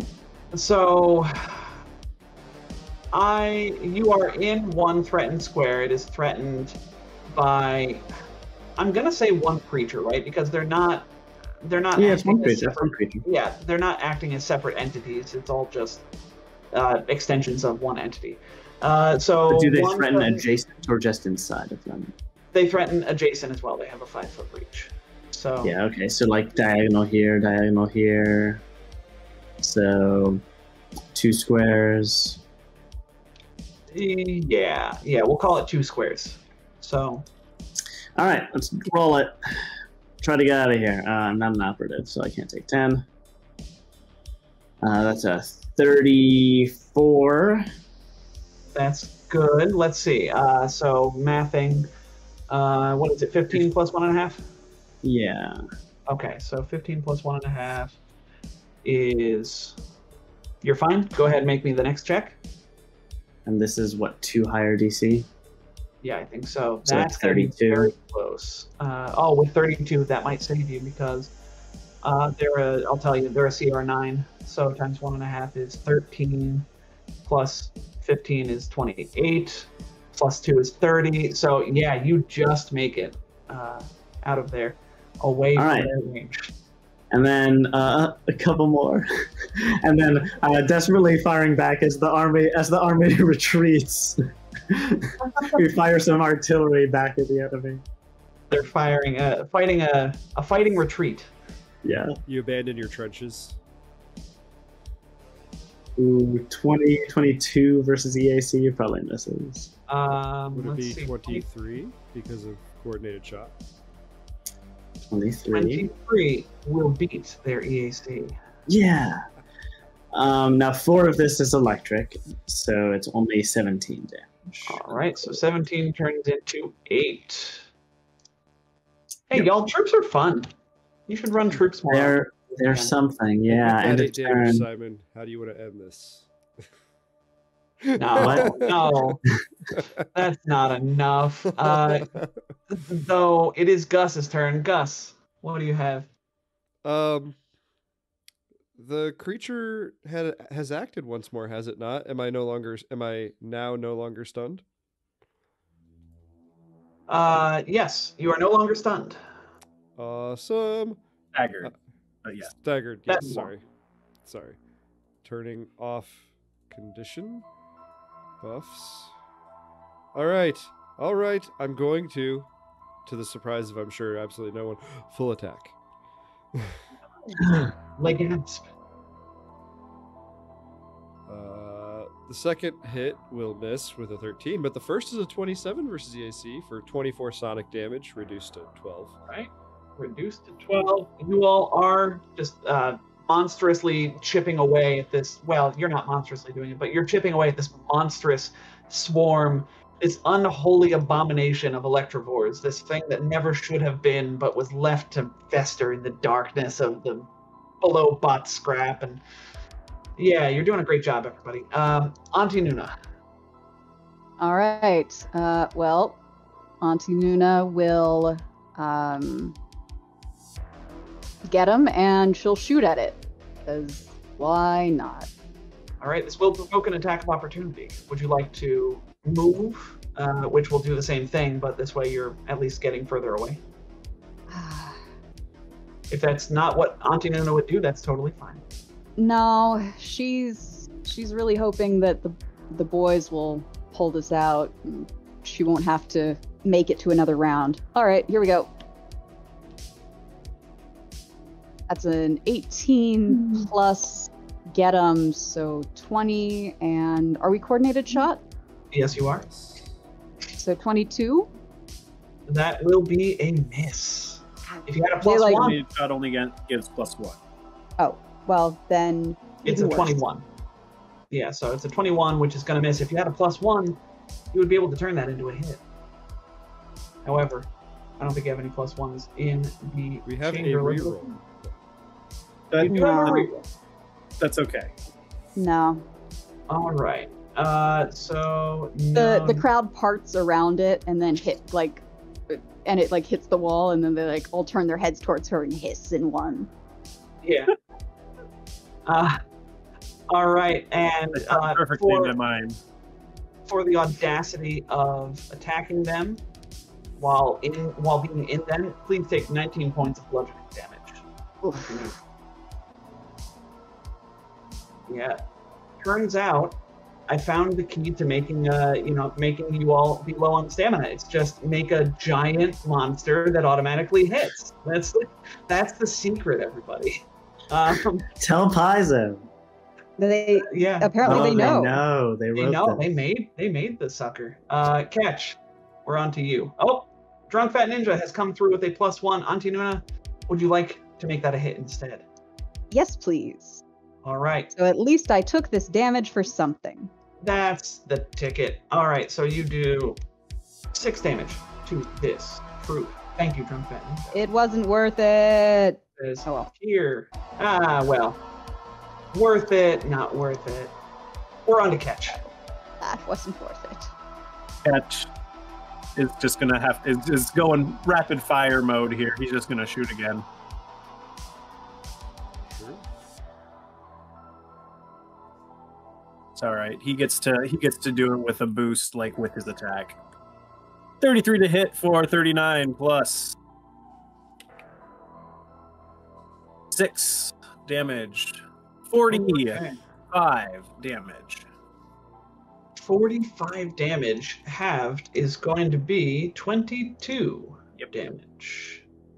This troop is beginning to sort of look a little thin, wear a little Good. ragged, but not before they get another turn. So this Electivore troop is going to, let's see. I don't think they can. Oh, I think they can reach. So they'll sort of spread out. They just start like pouring out of the room in of either door, seeking for Marayoth. Oh, Oh no! I do have another one. Here it is. It's just We thought we were out, but you pulled us back in. I love this image of just Electivores pouring out of doors and just like writhing tentacles of Electivores just It's swatting just like at a you all. wave. Yeah, it's horrifying and wonderful. So here, in fact, another one will come out just to be mean. And then this one moves over here. Gus, this does provoke an attack of opportunity from you, and you have the ability to this round. I'm gonna do the thing. Do the thing, Gus. I'll miss though. Ooh, that is a miss. A near one, but a miss nonetheless. So everybody will now take. This is 20 bludgeoning and electric damage. And once you have processed that, please make me a reflex saving throw. Great. I did another natural 1 for my reflex. Yeah. It's balancing out the natural 20s that you've gotten. Yeah, I was gonna say, remember all those natural Yeah, you 20s can't you had? complain. I'm not complaining. I'm just stating a fact. Don't. Yeah. Good.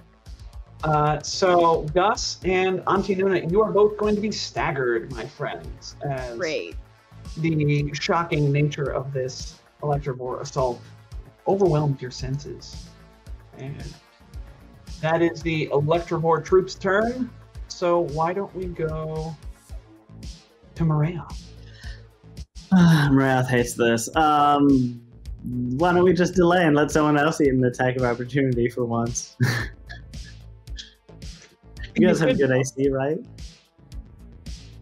All right. Gus, your friend is delaying. What would you like to do? I'm gonna do a single attack in my staggered condition. Let's do it. A 29 versus the AC for 35 sonic damage, reduced to 35 sonic damage. It's going to be 17 sonic damage. A big hit. This troop is so close, my friends. Maria, you want to go yet? No. All right, I'll just put you below Auntie Nuna and catch until somebody provokes an attack of opportunity. But Auntie Nuna is staggered. Auntie Nuna, what would you like to do? I guess renew get him. All right, No, that doesn't get him. No, it doesn't. It's all right, Cap? Simon. I got you, buddy. Thanks, buddy. Although I don't know if you should be relying on me to be the tank, Mr. Solarian. We can boy. trade. We can trade. I'll get the next one. I'm kidding. Wouldn't you I'm like kidding. to know Solarian? It just reminded me of that. Would you like to know Solarian boy? Well done. Where are Well your done. parents? All right. Do what you're going to do, Wade. Ketch is going to, even though it's ridiculous, he's going to aim so he can use his move action and then fire. He looks down the scope and it's nothing but red. And he pulls the trigger and it's 33 to hit for 32 plus 4 damage. 36. All right. So as you make this 18. attack, please take 15 points of bludgeoning damage as they smack you for firing in their range. And then, how would you like to finish off this Electrovore troop? Please describe your kill. Oh no, I've stunned them. At the worst opportunity, their internet gave out. He's just waiting for the perfect shot, and then 100 Electrovores just against all odds line up in a row, and then he pulls the trigger. Yes, exactly. Just so. So, oh wow, we lost Leif on the internet connection as well. Oh no, internet! On roll 20. So, yes. So I'll describe what happens after the troop is destroyed. So the troop, enough of them are dispersed, and it gets down to like the single numbers in each space because like troops are like sort of to the point where there's just so many of them packed into one square. That's why they're a troop and not just a single entity. And so their numbers start thinning. The battle starts turning in their favor, and the remaining Electrovores sort of scurry off either off the ship or into the walls or what have you. But you disperse this Electrovore troop in what might be the deadliest fight in a long time, only because I got to automatically hit you all. I Victory. I ran very low on stamina, and I didn't even do reactive or defensive dispersal. Yeah, I because was you were down staggered to- for most of the fight. Yeah, I was down to 22 stamina. Marath Well- raises a monument to the fallen. Within the swarm, of course. Of course, yes. Yeah. They will be sorely missed. Statues are erected of identical-looking insects. Oh, we can constituent- tell each other apart. That's fair. I'm sorry. That was Space's. I mean, they are identical-looking insects, but you, Marath, can tell them apart. Yeah. So, with that, you are able to go down to. We finally lost Leif. You're able to go down to the power core, and you have the key to this power core. It was sort of kept in like a. It was on, which is odd, but that's probably what has kept the electrivores around for this long. Hi, Leif. Welcome back. Can you hear us? I can, yes. Oh, good. Welcome back. You dealt the killing blow, in case that wasn't apparent. Lovely. Yes, yes. So the power core has been on for who knows how long, at least 10 years since Uncle Drillbit died. Oh, wow. Yeah. So that's probably what kept these electrovores here and sort of drew them here. They've been slowly leeching off of the power core's power supply, just enough to keep themselves going, but not enough to drain it dry, or some sort of techno-magical bull flame. But with your knowledge of life science, Marayoth, because you're obviously an expert on all things life science, this is also a fairly easy check. You discern that if you were to turn the power core off with some sort of key, per se, the electrovores would probably vacate the premises after 1d4 days, at which point they would no longer be an issue to your ship. So... Oh, I really should have figured that out before we fought them to death. Yes, let us just turn off the ship and then leave it alone and go back to our comfy home in that club. The Click Clack Club. Gus will treat deadly wounds on Auntie Nuna, and I rolled a natural 20. Thank you. And I can't remember. I believe it's plus 11 hit points because it's your level. And the rules for deadly wounds are my intelligence score, but I use my constitution modifier for the skill roll. I think I still use the intelligence for the amount healed. I'm gonna say you can use your constitution because you're changing what you roll it with. So okay, then it would be 13 hit points. Yeah. It makes sense. You're using a stat to contribute to your knowledge of this skill and do it well. So that should, and adding the int to healing is because you're so smart at it. But now you're so constitution at it.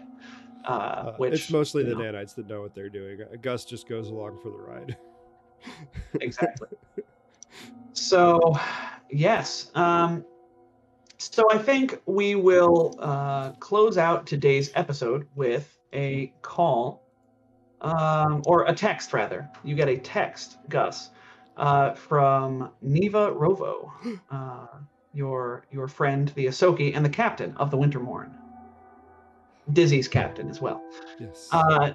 This text says that she'd like to meet you all at the Click Clack Club tomorrow afternoon, since, it's... she heard that you all are in trouble, and that it would be quite a coincidence if your crew was to show up at the Click Clack Club as well. Ooh, she has a ship. Why don't we just use her ship? Hey guys, But- Neva's but gonna that's show her up at ship. the Click Clack Club? She said something about it being a coincidence if we also show up there. Hmm.